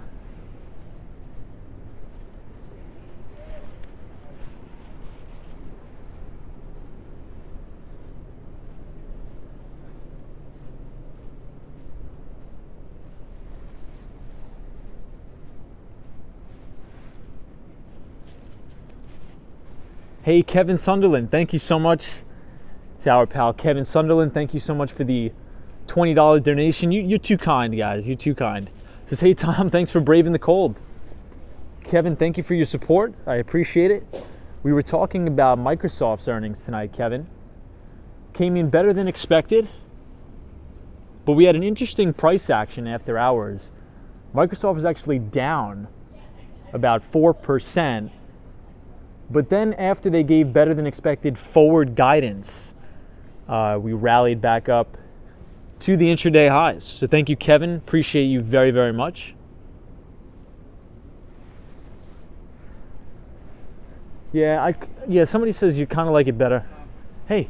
Oh, dude, what's up, man? What's up? Hey, good to see you. Oh, you're the 1776. That's me. Dude, nice to see you. I gotta shake your hand. Made the trip. Hey, thanks, man. So you transferred from finance to I don't want to interrupt the stream too much. No, dude, who cares? We're just hanging out. But dude, that's awesome, man. Hey, thank you. Oh, so this is Yeah, just I'll tell you about it later. Oh, for sure. Yeah. Dude, but awesome, yeah, man. Yeah, so I switched over. But, Yeah. I just wanted to say hi to everybody and say thanks. And No, I for sure, man. Didn't know when I was going to catch you because No, here, anytime. I'm in Buffalo and Oh, so you live in Buffalo? I'm working here right now, but I'm from Buffalo. Ah, very cool. So you're like on assignment, I guess? Yeah. Oh, yeah. So, No, for sure. but yeah, so I just I watched it in Miami and I'm like, you know what? Yeah. I don't have a lot going on. It's a freaking what day is today? Oh, so you found the stream in Miami when I was, or did you originally find it when I was in New York? I might have stumbled on it off Action Kid. Oh, okay, yeah. AK, yeah, he's great. Yeah. Yeah. So. Awesome, I man. started watching. I find it. I dabble. Oh, so. no, for sure. That's awesome, man. Yeah, anytime you see me around, feel free to stop by, say what's up. So, love it. Yeah. Awesome, dude. Hey, nice to meet you. You as well. I'll reply to your email. Awesome, dude. Thanks for the support. Thank you. That's cool. Yeah, so that was our pal. 1776 is his username in the chat. Good guy. Hey, anonymous dude, what's up? Anonymous123. Ooh, I think I see EBITDA in the chat. EBITDA, what's going on? We are in Little Italy tonight. EBITDA. EBITDA is our pal who works at Bank of America Merrill Lynch. So EBITDA, crazy day today on Wall Street. But Microsoft got hit after hours. But after the forward guidance came in better than expected, the stock rallied. And this is what I stress about a lot on the stream. And I think we've talked about this a little bit. Because a lot of the times analysts on Wall Street will really focus on the quarterly results, right? And I know that's what an earnings report is all about. But if we understand that the market is a discounting mechanism and it's a forward-looking indicator, usually, and I'm not going to say all the time, but usually the most important thing to look for in an earnings report is the company's forward guidance, right? Because if you own that particular stock and they reported a blowout quarter, they beat their estimates on the top and the bottom line, they're expanding their profit margins, but they come on the call and they say, hey, we're going to run into some headwinds, our margins are going to contract, and we have a big customer that just canceled their largest contract with us. Well, then what's the point to own the stock? Investors don't own the stock for the previous performance. Investors own the stock for the future performance. So always remember that. Cosmo Scary says you need a mask up or I'll kick you out. So funny.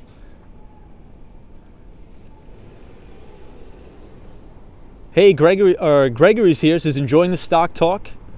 What's up, Gregory? And the walk around my hometown.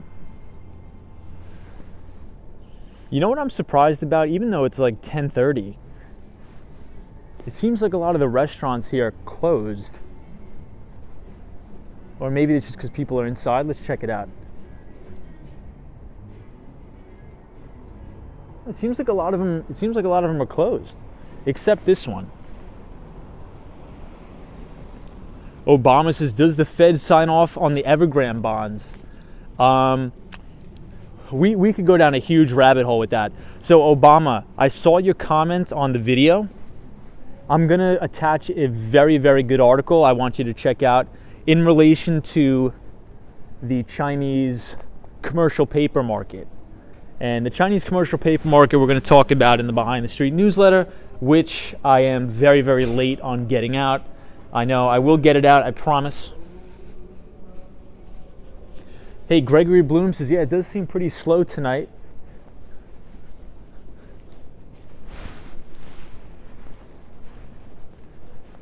I kind of like it like this, though, because especially during the day and in the summer, a lot of tourists, so it's kind of nice seeing it without any people.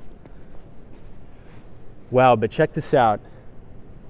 So I think this is, so first I'll show you the facade of these buildings.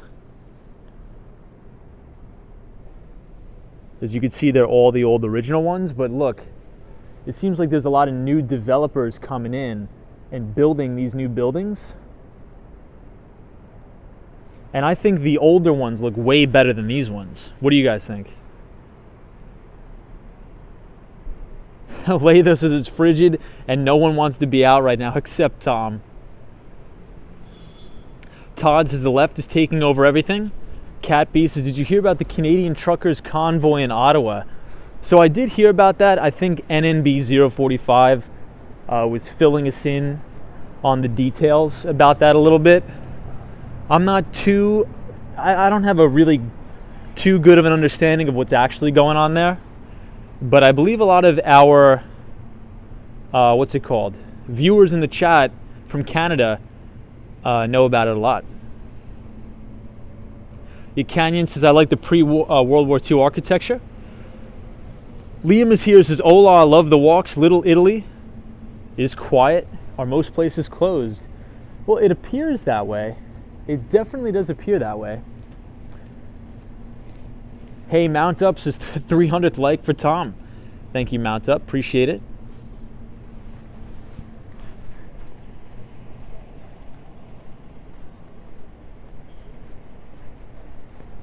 You know what, since we're here, we might as well cross the street and take a look at Chinatown. But this is the main street of Little Italy on Mulberry.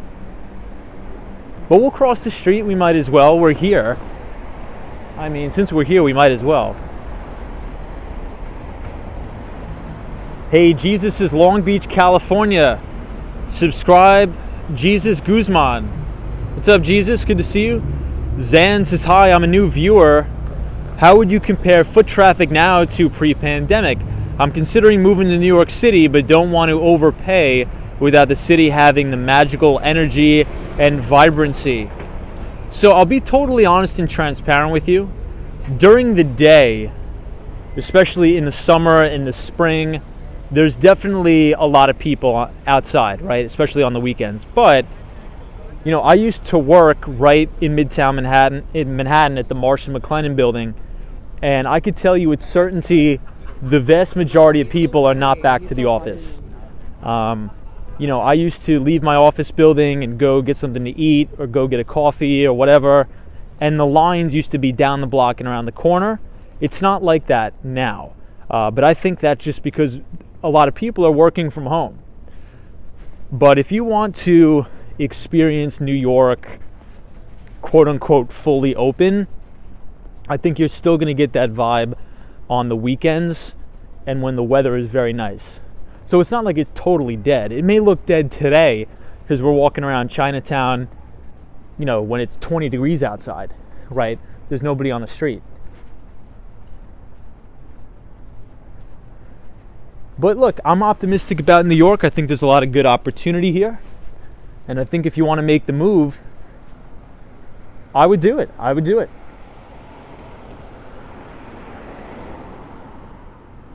Hey, Falcon Space says, I love to work in an office space. Yeah, I'm not too big of a fan about the whole remote work, but hey, XO Bob is here, says, hey Tom, any thoughts on the wild swings in the market the past 2 days? Yeah, so Bob, there was actually a lot of buying towards the end of the day. We had a big late day rally on the street yesterday, and even today a little bit. NMB 045 says the fact that the truckers have to protest in Ottawa goes to show how politicians are so out of touch with the consequences on supply chain. I agree with that. I agree with that 100%. EBITDA says, Tom, how did the market treat you this week? I got hit a little, but I was also able to get a couple hundred shares of Microsoft for cheap. Ooh, EBITDA, that's really good, actually. So EBITDA for me, in my actively managed portfolio, whenever the markets are in correction or any of my individual stocks break below, let's say a 200-day moving average or something like that, usually my cash goes to about 65%. I never really get all out of the market. But in my long-term retirement accounts and like my Roth IRA, on Monday, I added to my S&P 500 index fund twice because, I'm 26 years old now. And I think if you have a long-term perspective and you ask yourself, okay, do I think that corporate earnings and corporate profits are going to grow and expand over the next 40 years? Or do you think corporate profits and corporate earnings are going to contract and decelerate over the next 40 years? In my view, I think it's going to expand, right? Capital formation happens here. We were just talking briefly on the last stream about why I don't think China will ever surpass the United States, because entrepreneurs are not going to want to go to China to create businesses if the moment they're successful, the government takes them over, right? The capital formation is going to happen here. It's going to happen in the UK, and it's going to happen in Canada. But more often than not, it's going to still happen here. So all the innovative entrepreneurs are going to come to America to make great businesses, and those businesses are going to go public, and they're going to be a part of the S&P 500, and a lot of people are going to make money. Soho guy says, buy the dip. What's up, Soho?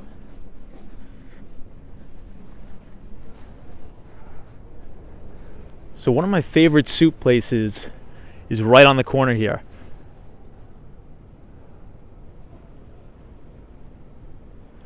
Yeah, EBITDA says the last times we had a 10% or more drop, it always comes back and rips back up. So it's funny, somebody else, I was talking with somebody else probably about 30 minutes ago, and there's a lot of talk on the street that says, a lot of the millennials and Gen Z have never experienced a real bear market.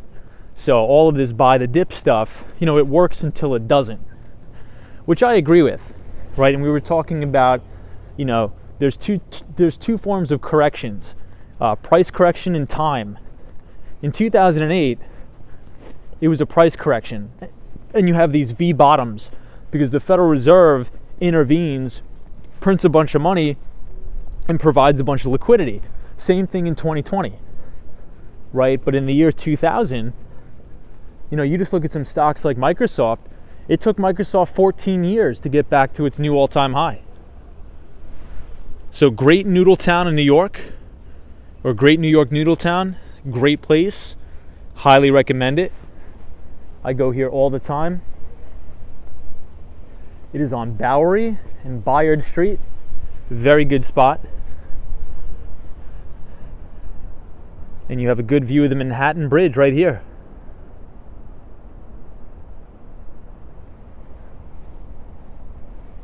But this place is great right here.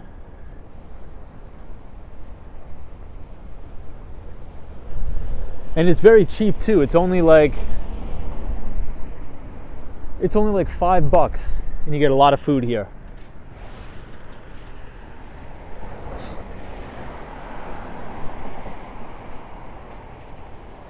Dale says, Tom, are you walking alone?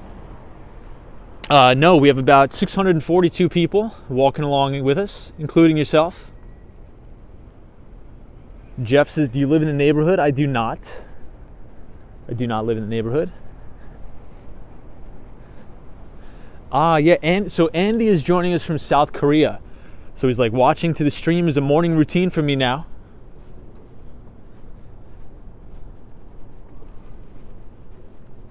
But EBITDA, are you working on any big deals you could tell us about, or I guess you can't disclose that. But if you can, we'd love to know what big deals EBITDA is working on.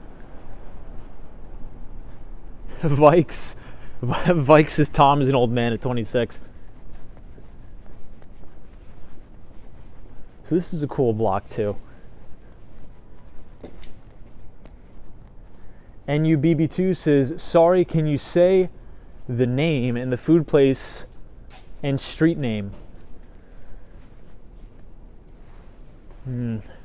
If you tap rewind on the stream, you'll be able to see it. But it's Great Noodle Town of New York, I believe. Great New York Noodle Town, I believe it's called. Could anybody put that in the chat if we have a link to maybe the address? I believe it's Great New York Noodle Town. It's phenomenal.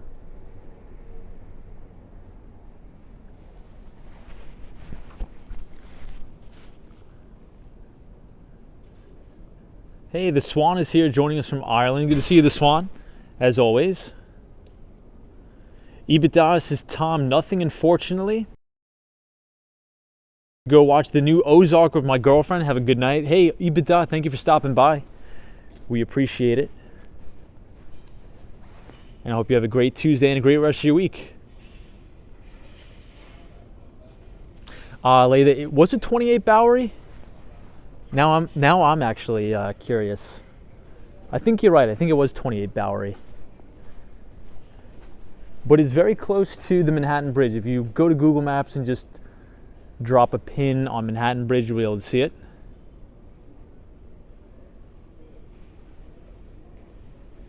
Okay, yeah, so cool on 516, 28 Bowery Street.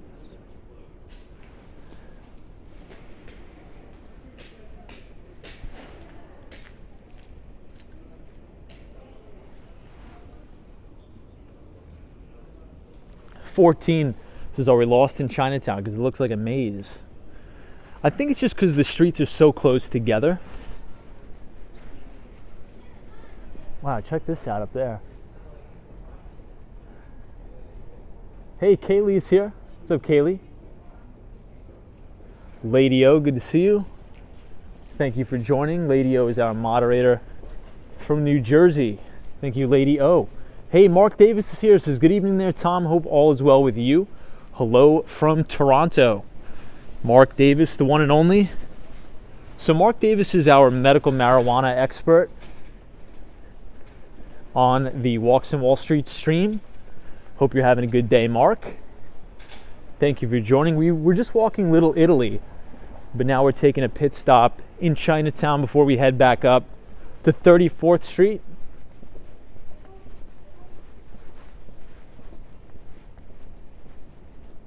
Here, I'll show you guys some more of the architecture. Liam says, I think when Omicron blows out, this will be a crazy summer in New York City, more so than last year. You know, Liam, I actually probably agree with you. Because last summer was great in the city. I think a lot more people are going to come back this summer as well. I have to agree with you there. Andy says, nice decorations.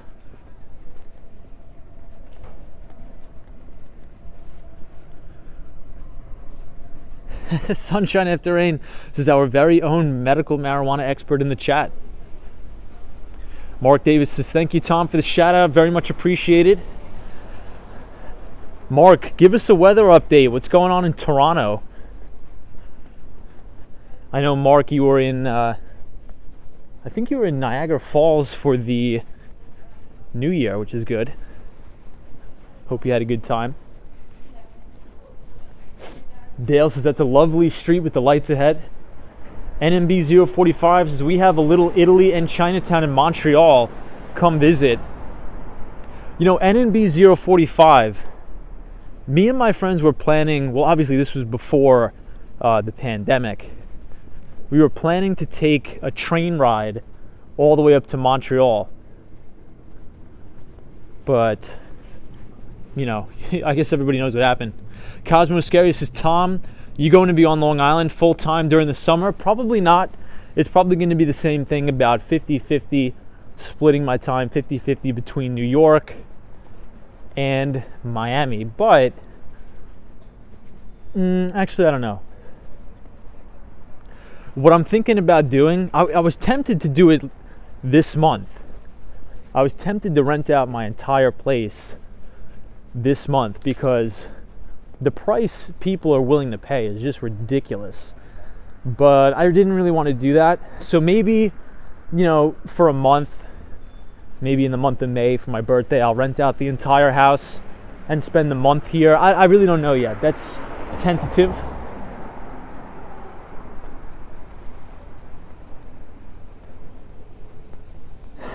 Obama says, be careful of the jab talk.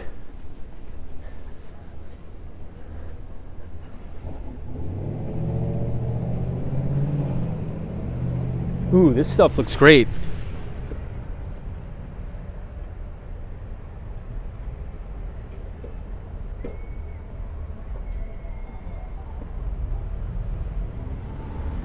George Lopez, his Sunshine is interested in renting that place.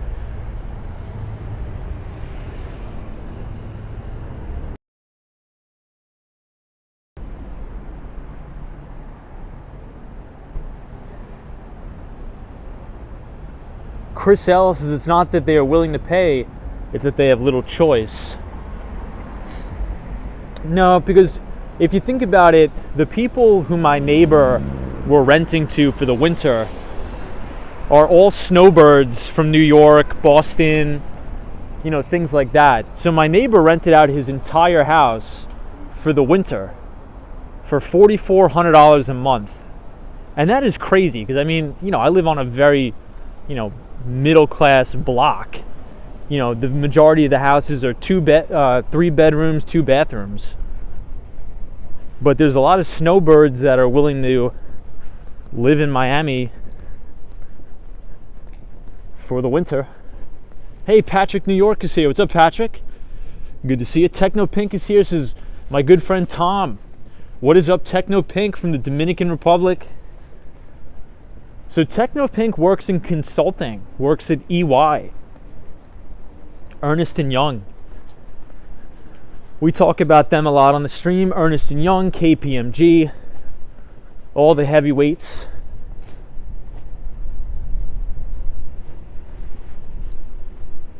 My twin sister, Closet, says, hey Tom, what about social media stars and meme investments?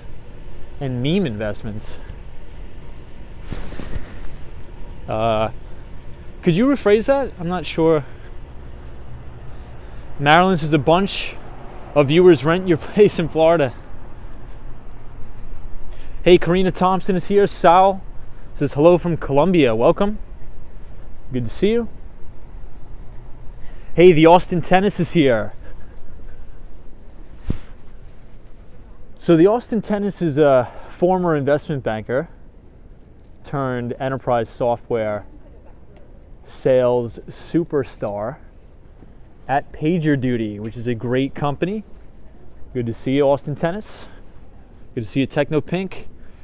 XXO Bob says $4,400 a month equals $194 a day. That's less than a nice hotel. Yeah, that is true. That's true. I was thinking about that too, because if you're going to spend a month or like 2 months somewhere and you stay at a hotel, you're definitely going to spend a lot more than $4,400. But if you rent out somebody's house, you have a driveway where you could park your car, you have a couple bedrooms, you could cook. Okay, so now we are back, Little Italy. We're going to head uptown. Liam says the great rental deals in New York City are all gone. Yeah, unfortunately that is true. Oh, Mike says she's probably talking about the GameStop stuff. Yeah, to be honest, I know a lot of people get into that stuff with the GameStop and the AMC. I just don't partake in any of that, to be honest. I don't think it's worth your time. Jeremiah, good to see you. Hey, Kaylee, good to see you. Says, do they have outdoor heating? I think the vast majority of these places do, but everything is closed because it's so late. So everything is closed now.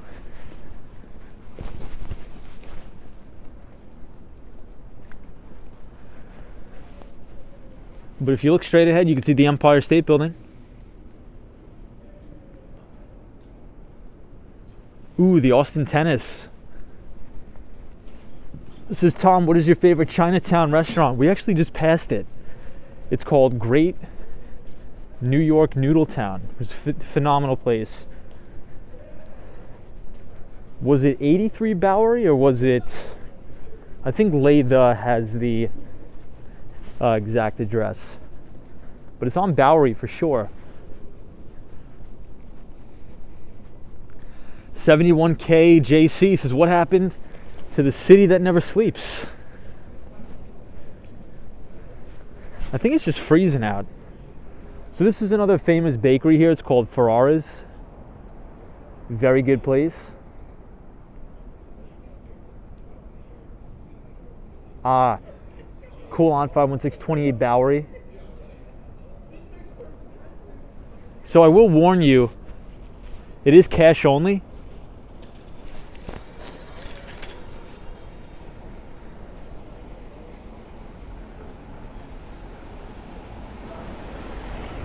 Yes, Latha, this is such a good cannoli.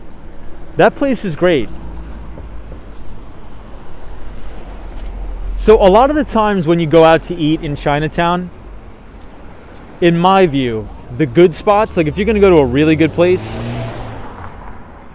it's mainly cash only. And I never carry cash, so I have to make sure, like I go to the bank, you know, it's a big to-do. But that place is worth it.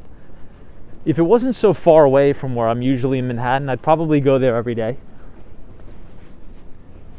Hey, Mark Davis says, Tom, I heard that Elon Musk is a medical cannabis advocate and supporter. Yes, he is. So, Mark, so that's one thing. I was going to send you an email. Amazon is looking to break into the medical marijuana delivery space. So Amazon wants to be a 3PL distributor of medical marijuana and cannabis. Hey, Brittany McMurdy's here. What's up, Brittany? We are walking Little Italy tonight, headed back uptown. Ooh, Patrick, I've been there. That place is really good.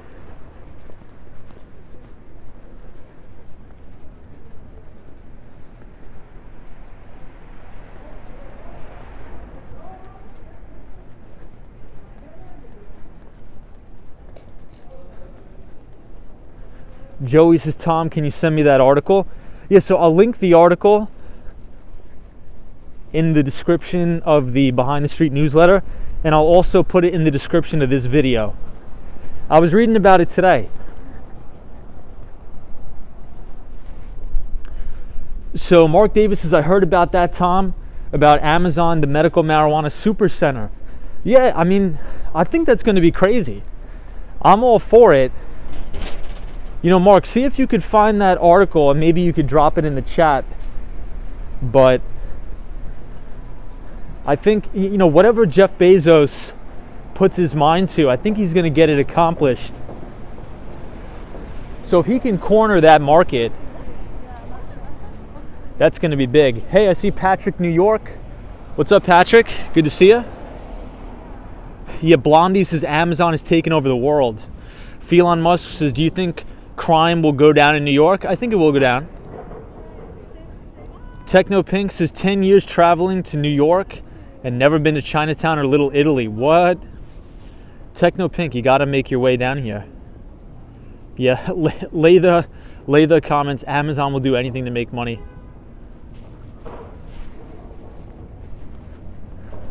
Good old Jeffrey Bezos. Hey, Starving Artist. This is Tom. I seen in Florida, it's so cold that the iguanas fall out of the trees. That is the truth. That is true. That is true. So I don't know if Shot by Scott is still watching, but I believe if it drops below, well, yeah, I think obviously 32 degrees, right?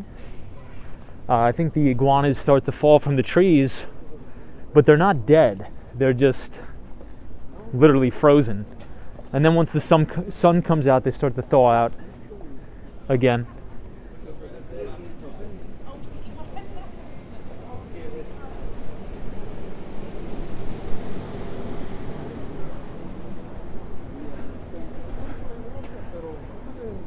You know, there's a lot of people in here.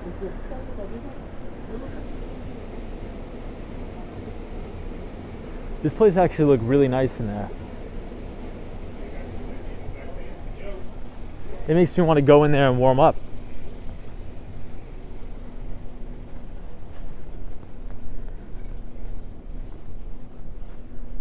Yeah, Susan Engels, you're right. Yeah, Amazon has really dominated businesses.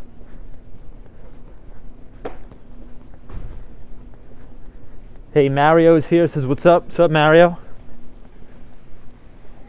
Hey, Patty C64. What's up, Patty C64?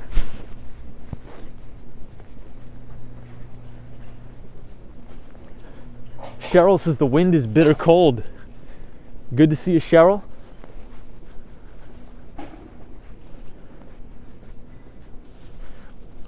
Shot by Scott says, yeah, any temperatures below 50 degrees will freeze them.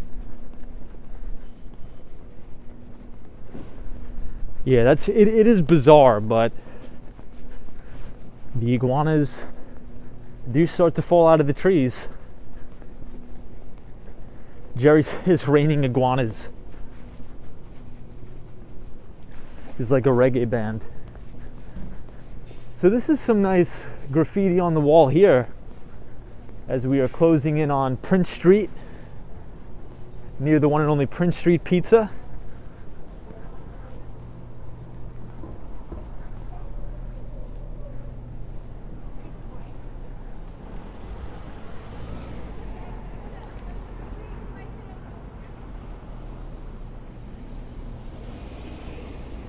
Maryland, I know, it's crazy.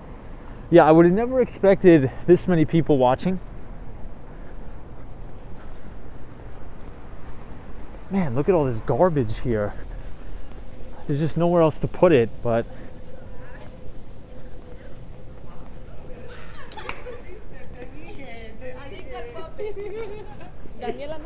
so in the summer, if you keep walking down that street, you'll hit Prince Street Pizza, and the best spot to eat it is right here.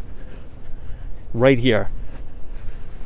Nice summer night in New York, get some Prince Street Pizza, square pepperoni slice, spiced pepperoni, sit right there. Can't beat it. Hey, Brian says, Tom, do you track your steps each day? I do not. I do not, but I think I should. Cosmo says, Tom forgot about all the garbage. Yeah, I mean, in Miami, you really don't see that much garbage. Carolina Tom says, hey, Tom, another great night. What's up, Carolina Tom? Good to see you.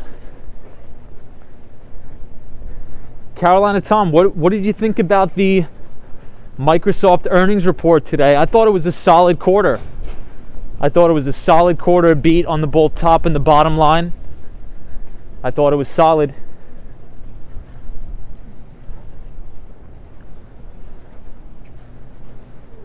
Marilyn says you don't need a gym. So I actually canceled my gym membership during the pandemic because it was just too ridiculous. You go to the gym and then you got to wear a mask when you're at the gym, and I get it, but I can't work out wearing a mask. I can't do it.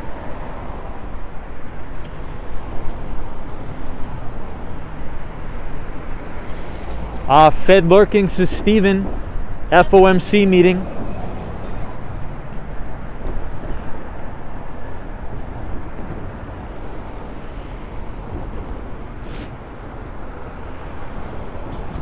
Good to see you, Steven.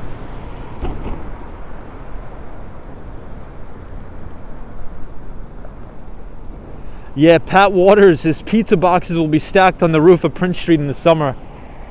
You know it. Mark Davis's Tom read that Amazon stated its medical cannabis incentives last June 2021. Yeah, I think they're gonna make significant investments in that unit too.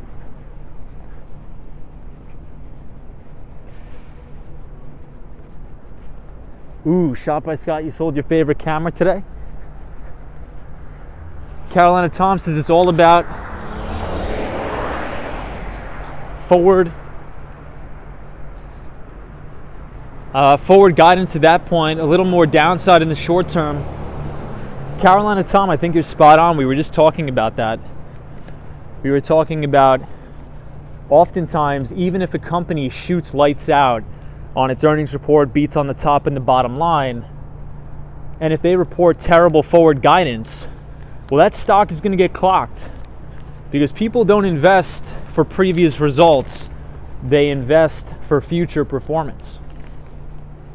Hey, Marilyn, says Tom, which program charges you the least fees? I'm actually not too sure about that. It may be Cash App. But we'll take a look at Gasoline Alley Coffee again. But it's good to see you, Marilyn. Hope you're having a good day.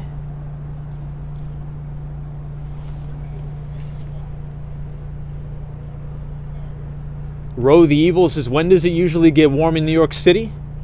Probably around May.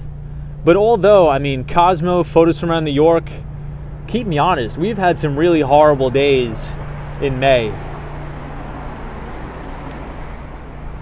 Really horrible days.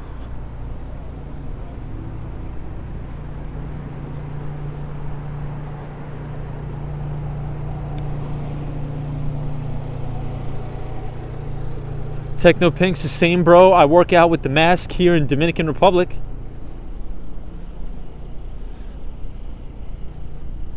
Carolina Tom, copy that. Yeah, I mean, the only thing about April, though, Cosmo, is April can be really terrible, like cloudy. Hey, Marilyn, thank you so much for the donation. I appreciate it very, very much. Marilyn, thank you. So Marilyn is from New York City. I believe Murray Hill. Murray Hill is beautiful.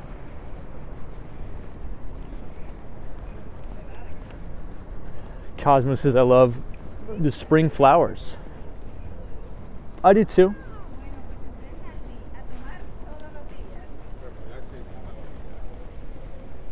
I do too.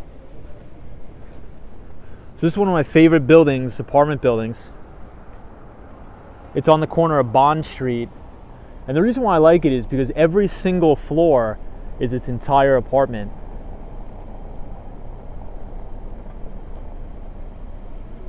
Yeah, Sunshine After Rain says, I love autumn. Todd says, it's a ghost town, buddy. What's up, Todd? Good to see you. Marty Lewis says, April and May, lots of cold days and many warm ones. We never know. At some point in June, the heat and humidity strikes us hard. Yeah, Marty Lewis, I think New York is my favorite June, July, and August. But that's mainly because I like hot weather. You know, a lot of people don't, but I do. I like New York City in the very, very hot and humid weather. But that is just my view. Starvin' Artist says, wow, great views from two sides.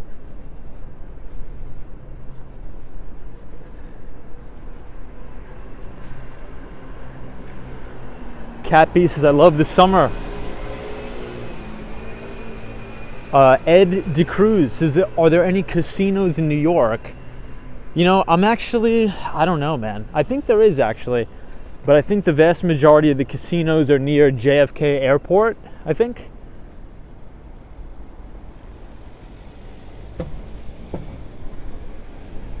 Yeah, Marty Lewis says, hot weather sounds good to me right now. Yeah, Marty Lewis. So when I left Miami, it was 75 degrees and sunny, and I landed in New York. It was right around 23 degrees and it started snowing.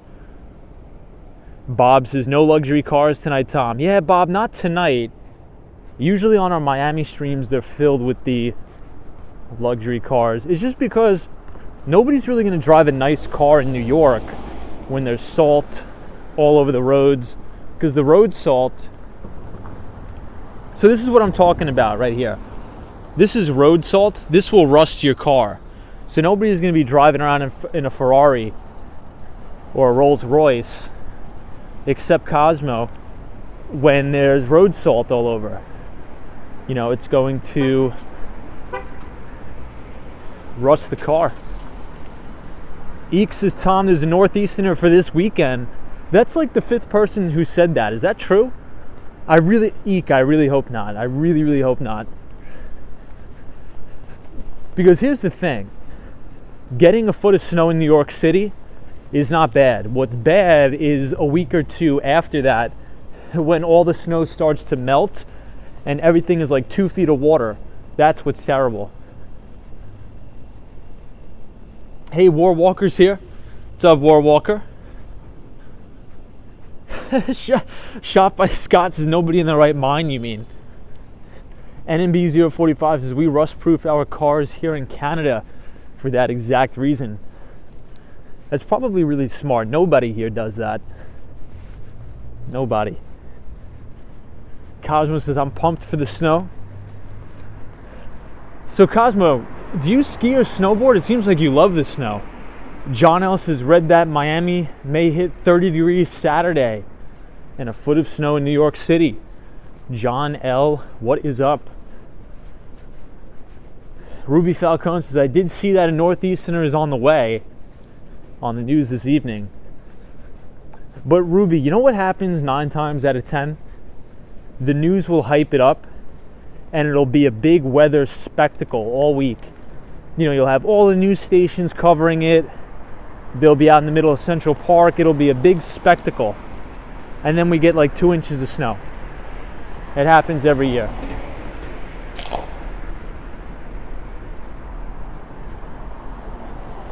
Tom AK says, I like to snow ski. Cosmo got it. Says, nope, I want to make a video. I've always loved it since I was young. I can respect that. So I'll show you guys the architecture of the buildings and then we'll head back up.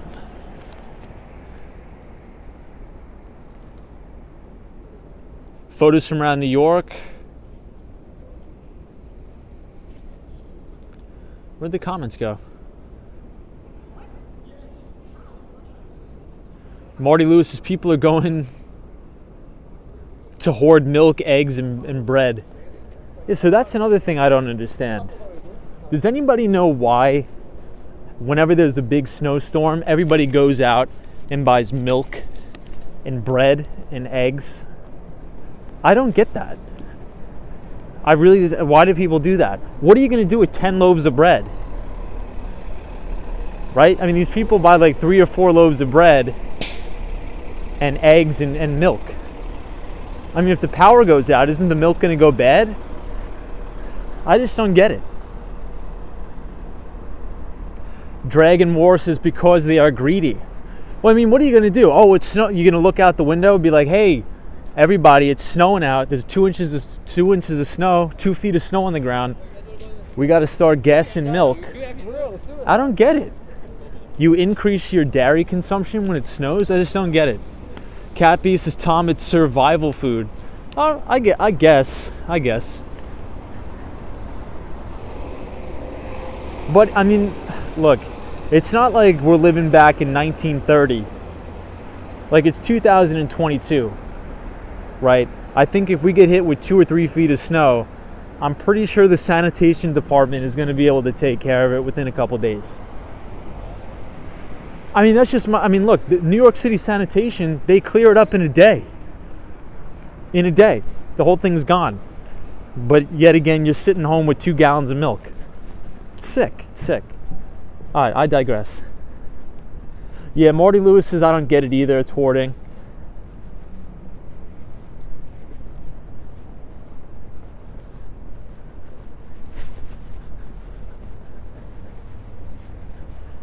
Yeah, the panic buying is kind of ridiculous. Lay this as Tom is trying to apply logic to anxiety.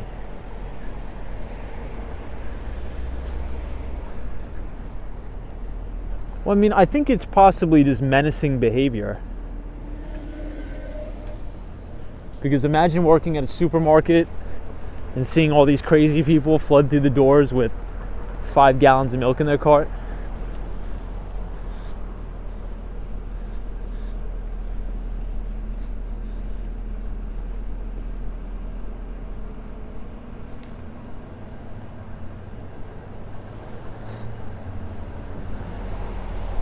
That's true. So Alan Wilson says some people just don't want to go out shopping in the snow. I get that. That's true. But I mean, in my experience, you know, maybe in the boroughs, right? Maybe in some parts of Queens and in the Bronx, the sanitation department has a hard time getting to those particular neighborhoods. That is true. That is true. That was a good comment there. I didn't think about that. You're right. Anonymous dude says, this bubble tea looks like a middle finger.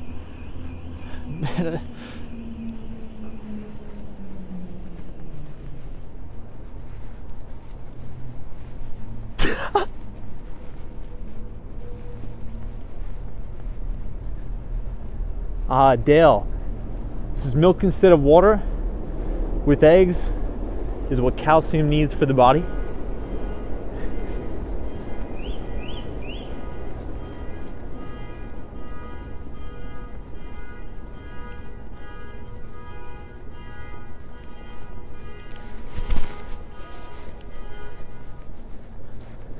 All right, so we're almost near 14th Street once again.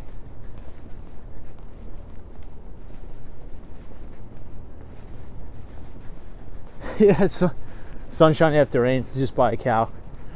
Bob says in Florida during the hurricanes, we hoard things but never toilet paper. Well, I could see for a hurricane or something like that, because you know that could do some serious damage.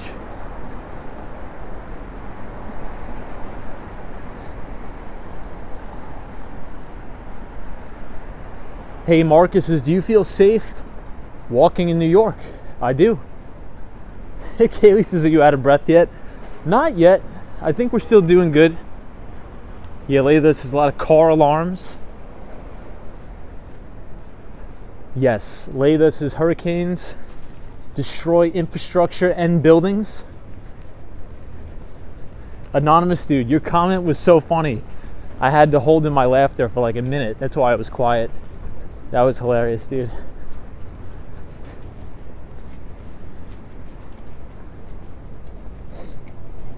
Obama says, get 3 feet of snow in Vermont. Snow will be on the roads for weeks. Thank you, Ruby. Time check, 10:59. Right on time.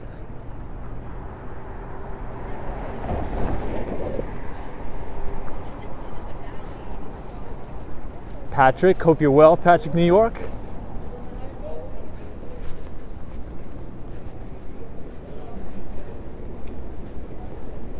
Okay, we're coming up on 14th Street. We're going to see the Best Buy here on the corner. Hey, Falcon, good to see you. Says I was Patty C says people have water in their house. I guess if the pipes burst or something like a water main break, you know, that is not the best, not ideal.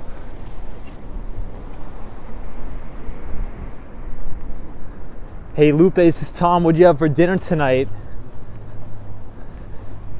Let me think. What did I have? Oh, I had Korean chicken tonight. I had Korean chicken. Very good. Hey, Robert West is here. What's up, Robert West?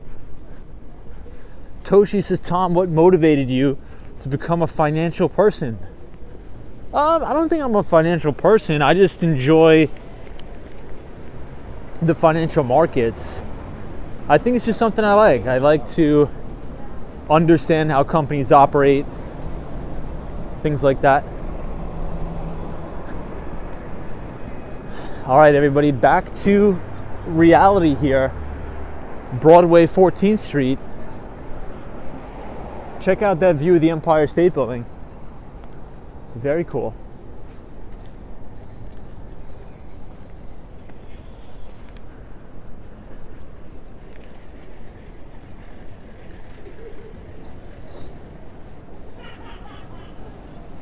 Toshi, hope you're well. Hope you're doing good.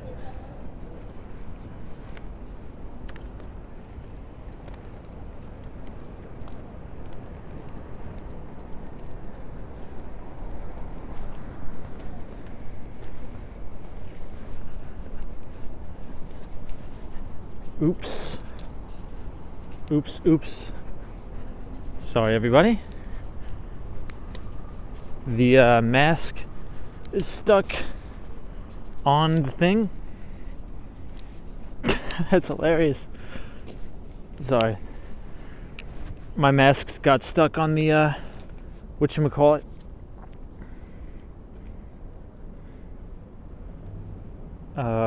Let's see.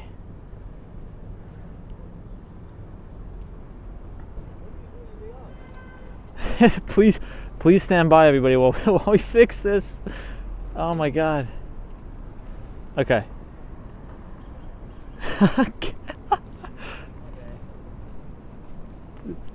Okay, here we go. So sorry about that. My God. So I have this little piece of Velcro, and hold on, let me fix this. Dale says, anybody else seasick? Sorry about that. Yeah, so I have this little piece of Velcro attached to the mic, and when I went to switch hands, the mask got caught on this and messed everything up. But I think we should be all right now. I think we may still be a little bit out of whack, but we'll see. Layla says I need a minute. Yeah, this stream has been crazy tonight, but fun stream. Hey, Crazy Otto is here. Says never been to Union Square Park. Well, you gotta come. It's a great place. So right here, you know, it looks a little bit different now because they just took down all the Winter Village stuff. So it looks a little bit barren here.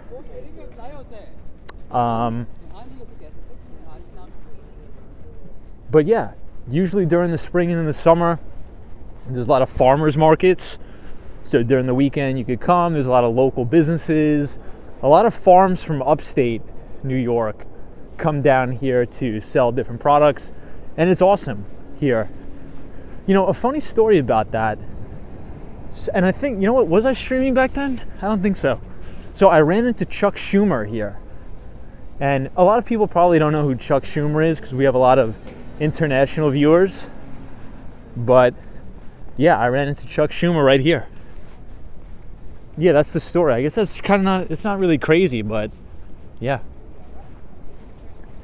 Beijing Charlie says, Tom, do you interact with people on the street during the streams? Not usually. Yeah, Bob's a senator from New York.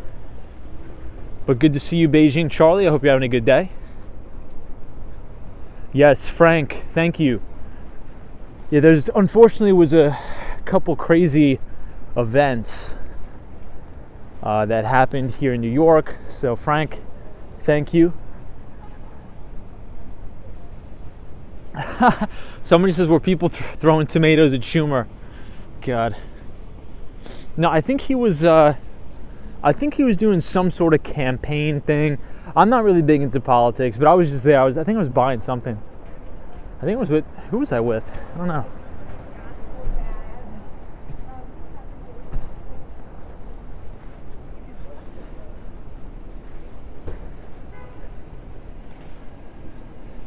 Bob says Chuck Schumer is related to the... I don't think he is. Is he really?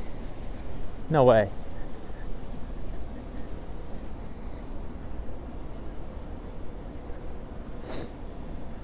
All right, East 18th Street, headed uptown. Gloria Mills says kids are trying to cross 3 rivers. Kids are trying to cross the three rivers down in Pittsburgh because they're freezing over. Wow. Wow, guys, this brings back some memories of streaming on the skateboard. Wow. You guys remember that during the summer? Cruising around the city on the skateboard streaming? That sound is all too familiar to everybody. We'll get back on the board soon, don't worry. Sabrina Fair says that should be you.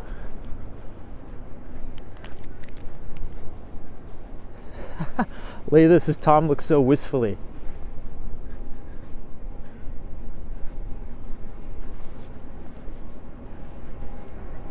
Hey, Minraj. Minraj is joining. Lupe says you had a flashback. Namaste, I do not. Bob says they are related? I didn't know that. Is Amy Schumer really related to Chuck Schumer? Is that true? Sunshine After Rain says Tom would run over rats. Yeah, we did one time. That is true, Sunshine. Yeah, Penelope's like, the Wounded Knee skateboard. It'll be back soon. It'll be back. I know. Cosmo, we used to board every stream, man. Sometimes we would go 20 miles in one stream. Wild.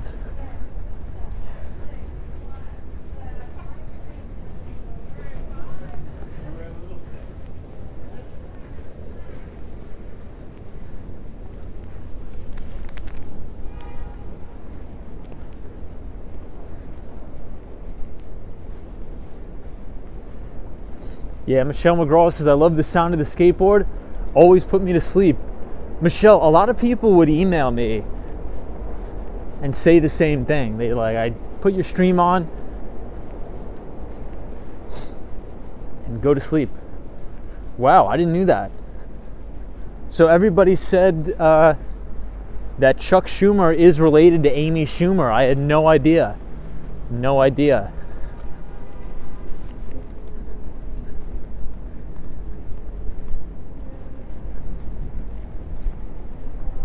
All right, here we are.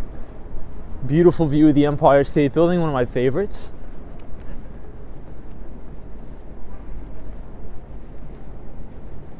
Anonymous dude. You got to get back on the board for sure.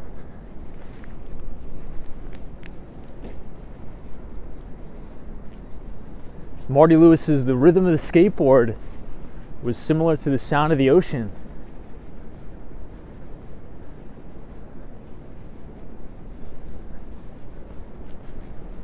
So we're almost back to the Moynihan train station.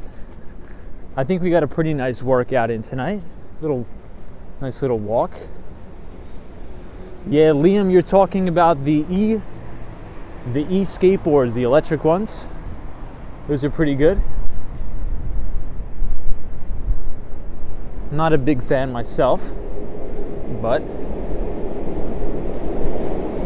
Sabrina Fair says, have you been to the top? I have been to the top of the Empire State Building a couple times. Hey, Bonnie Hudson says, Tom, how long have you been riding the skateboard? Probably since I was a teenager, I'd say. Hey, Starving Artist, thank you so much for the 10 Canadian. I appreciate it. This is buy those iguanas some sweaters. Thank you so much. I appreciate it very, very much. Thank you for the support. Starving Artist, you're too kind. Wow, Patty C64 says FEMA put me and my family in a hotel. We got displaced. That's horrible. Well, at least you got the help you needed. At least you got the help you needed. I'm happy about that.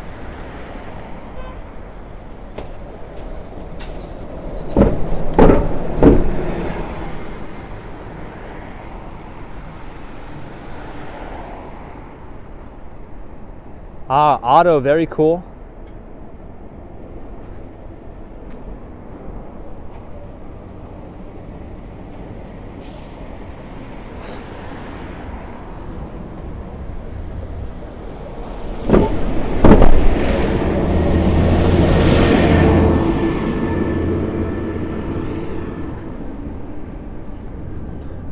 Somebody says, have you seen Chuck Schumer and Amy Schumer in the same place? It may be the same person. I really never knew that they were related. That is kind of crazy. Hey, Richie Doo-Wop, good to see you.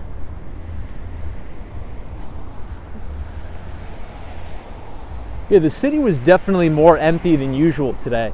But I think that's probably just because it was so cold out.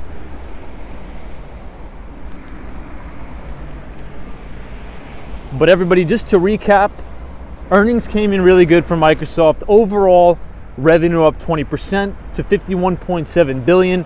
Slight deceleration. That was the only real pushback a lot of the analysts gave after Microsoft reported earnings.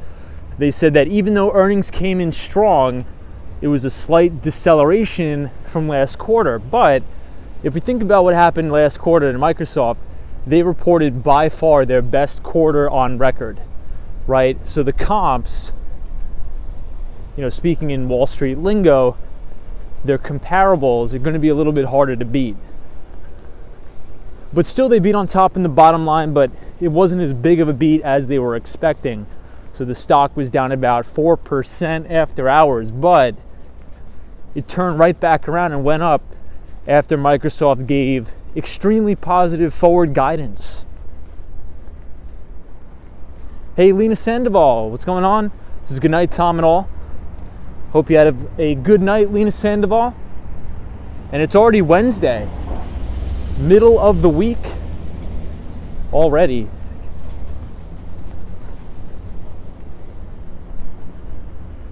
Sunshine after rain.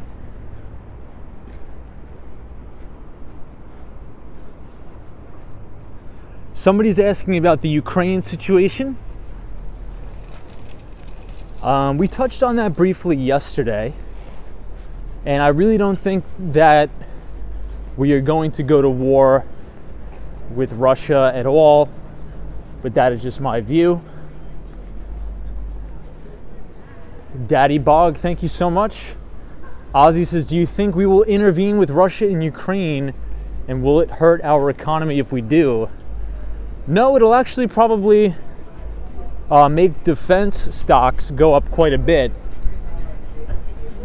But I'm under the impression that I think this is a big non-issue.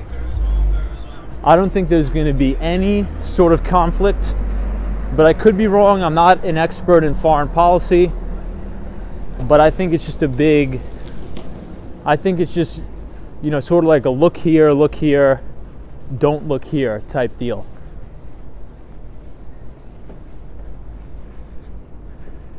XXX says, hey, good night, gang. Thank you for joining XXX.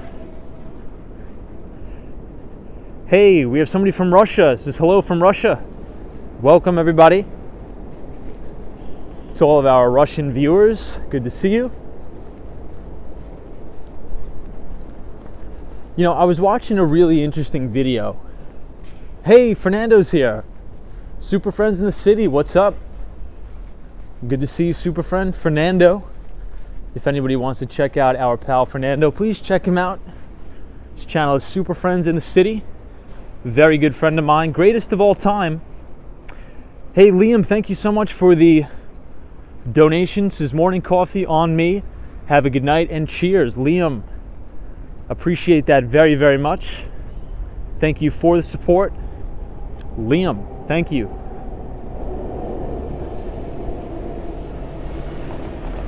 Hey, Juan Vargas says hello from Costa Rica. What's up, Juan? Good to see you. Fernando, are you working tonight or are you off? So Fernando works on the Upper West Side. Beautiful neighborhood. I actually used to work pretty close on 83rd Street between Amsterdam and Columbus Avenue back in the day. Beautiful neighborhood. So I was watching an interesting video, a documentary about people interviewing everyday people in Russia and interviewing everyday people in the United States about what are your thoughts about Russia and what are your thoughts about the United States. And the vast majority of people says, I have no problem with Russians. And the vast majority of Russians says, I have no problem with people from the United States. I think they're great. It's all the politicians and all the nonsense that start all of these crazy wars. It's not the people. You know, it's not the everyday people like you and me watching the stream. We're all hanging out watching the stream. We're not fighting, but it's all of these politicians, all these corrupt, politicians that give into the military-industrial complex that want to start wars to make money. And then they send us to fight the wars. It's like, why don't you go fight the war, pal? Sending me to do this stuff. And I respect our troops. One of my really good friends, Drew, if you're watching, he is a TACP, so he's in Special Forces in the Air Force. So it's a tactical control party. And some of the work he does is really just insane, right? What the Special Forces have to do. And I think they're very necessary, but these people are so valuable to our country, people in our military, that we need to make sure we're not just throwing them out there to die for no reason, right? And I think politicians, it's easy for them to send our troops into war when it's really not needed to. It's easy for them to do that because they're here in the United States. So I don't know, that's just the way I think about it. I think politicians really need to be a little bit more considerate when making those decisions to send our troops into war.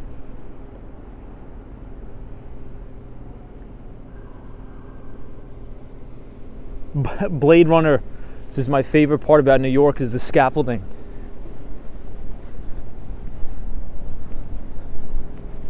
Yeah, Bob, I saw that too. Iranians are the same way. They love Americans. It's just our governments. Agreed.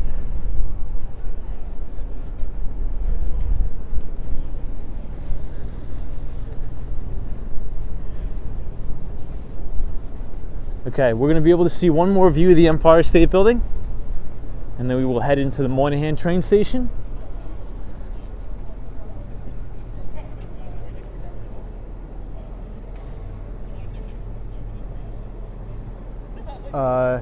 Jared, this is how cold is it there tonight? It is really, really cold. Yeah, Chris L., I think you make a good point.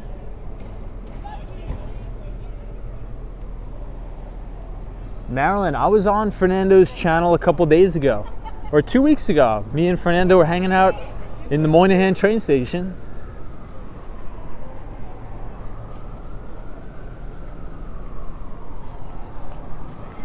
Okay, so let's head back. So this is a good bubble tea place, right on the left, right here.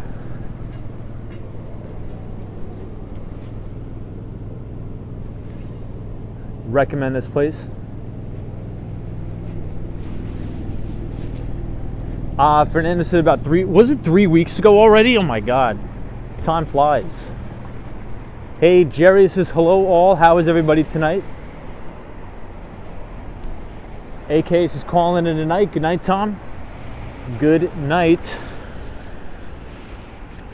So we're gonna head back to Penn Station. I gotta get the train, and it's right over there. I'll take you guys in with me. Hey, Sunshine New York is here. What's up, Sunshine? This bubble tea is so weird. Sunshine New York, we gotta get you back to Miami. It's too cold here.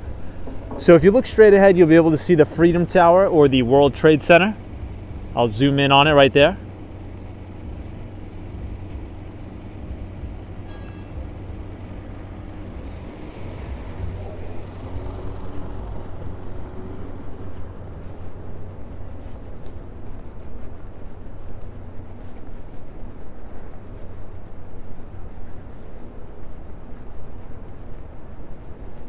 Jerry is joining us from Canada.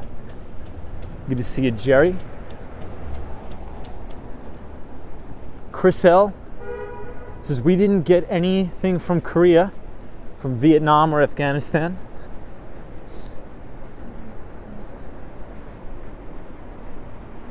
Hey, Andy is here from Korea. Says, hi, Tom. Great walk, enjoyed it, thank you.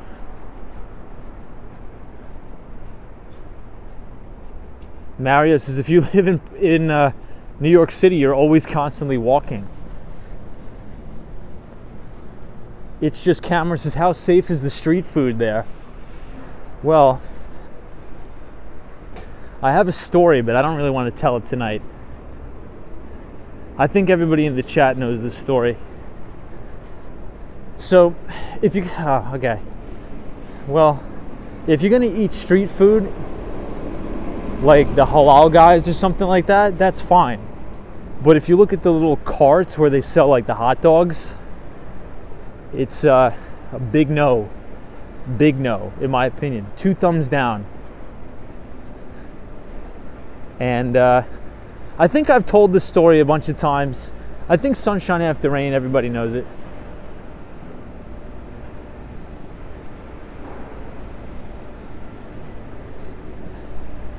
So I used to play soccer on the west side of Manhattan.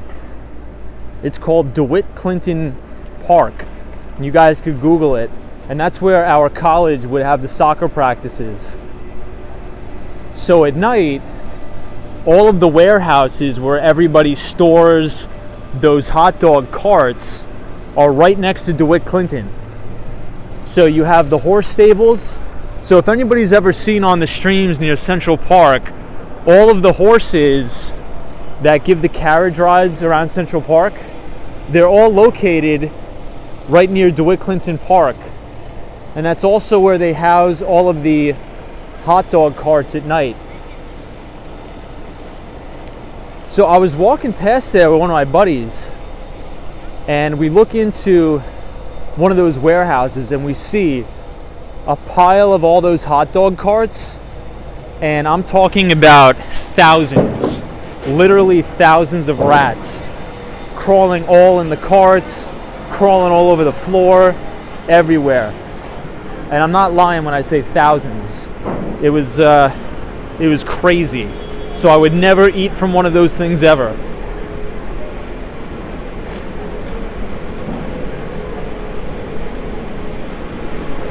I'm not trying to affect their business or anything. That's why I don't really like talking about it. But I have to be honest. But now that the channel is getting big, I don't think I'm going to tell the story anymore because I don't want to affect their business, but it was disgusting.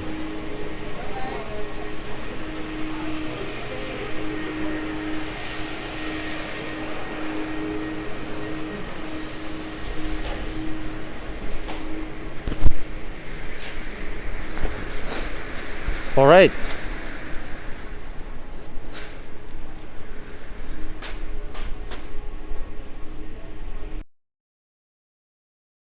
Roy S.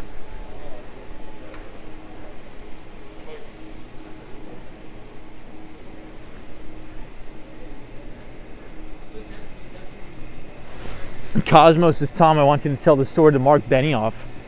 Funny. It's just Cameron's Texas gets giant roaches, not rats. Hey, Kitchen Labs says hello there, Tom. Ruby's like, with that, thanks for a great stream, Tom. But everybody, we are going to have to end it here, unfortunately. It was a good talk. We talked about Microsoft. We took a nice walk down to the one and only Little Italy. So I appreciate everybody joining. If you're new here, feel free to subscribe to the channel. We go live 5 days a week between New York City and Miami. And if you want to read a free financial newsletter written by myself, if you type !news in the chat, the Nightbot will drop the link to the newsletter. And I hope everybody has a good night, and I will see you all right back here tomorrow. So Lupe, Namaste, Christy, Aaron Prill, Anonymous Dude, Cosmos Scary, Sunshine After Rain, Sunshine New York, Cosmos Scary, NMB045, thank you, Tom AK, Pacific Desert Raid, thank you, Brian, Sally, Andy, Joe C, Starving Artist, Super Friends in the City, Fernando, please check him out. Good friend of mine, Mark Davis, Patrick, New York, stay safe, stay warm. Abdul, Muhammad, Toshi, Roy S., Marty Lewis, Karina Thompson, Penelope, photos from around New York, Miss Bash, everybody else, Laytha, Ian, Bonnie Hudson, the Swan, everybody. And to the Mighty Bull, have a good night wherever you are, because there's always a bull market somewhere, and you just need to know where to look. And I'll see everybody right back here tomorrow. Middle of the week, Wednesday already. Motorola, I didn't even know that they were still in business. Apparently down 2%. We'll talk about that tomorrow. Well, probably not. I'll see you guys later.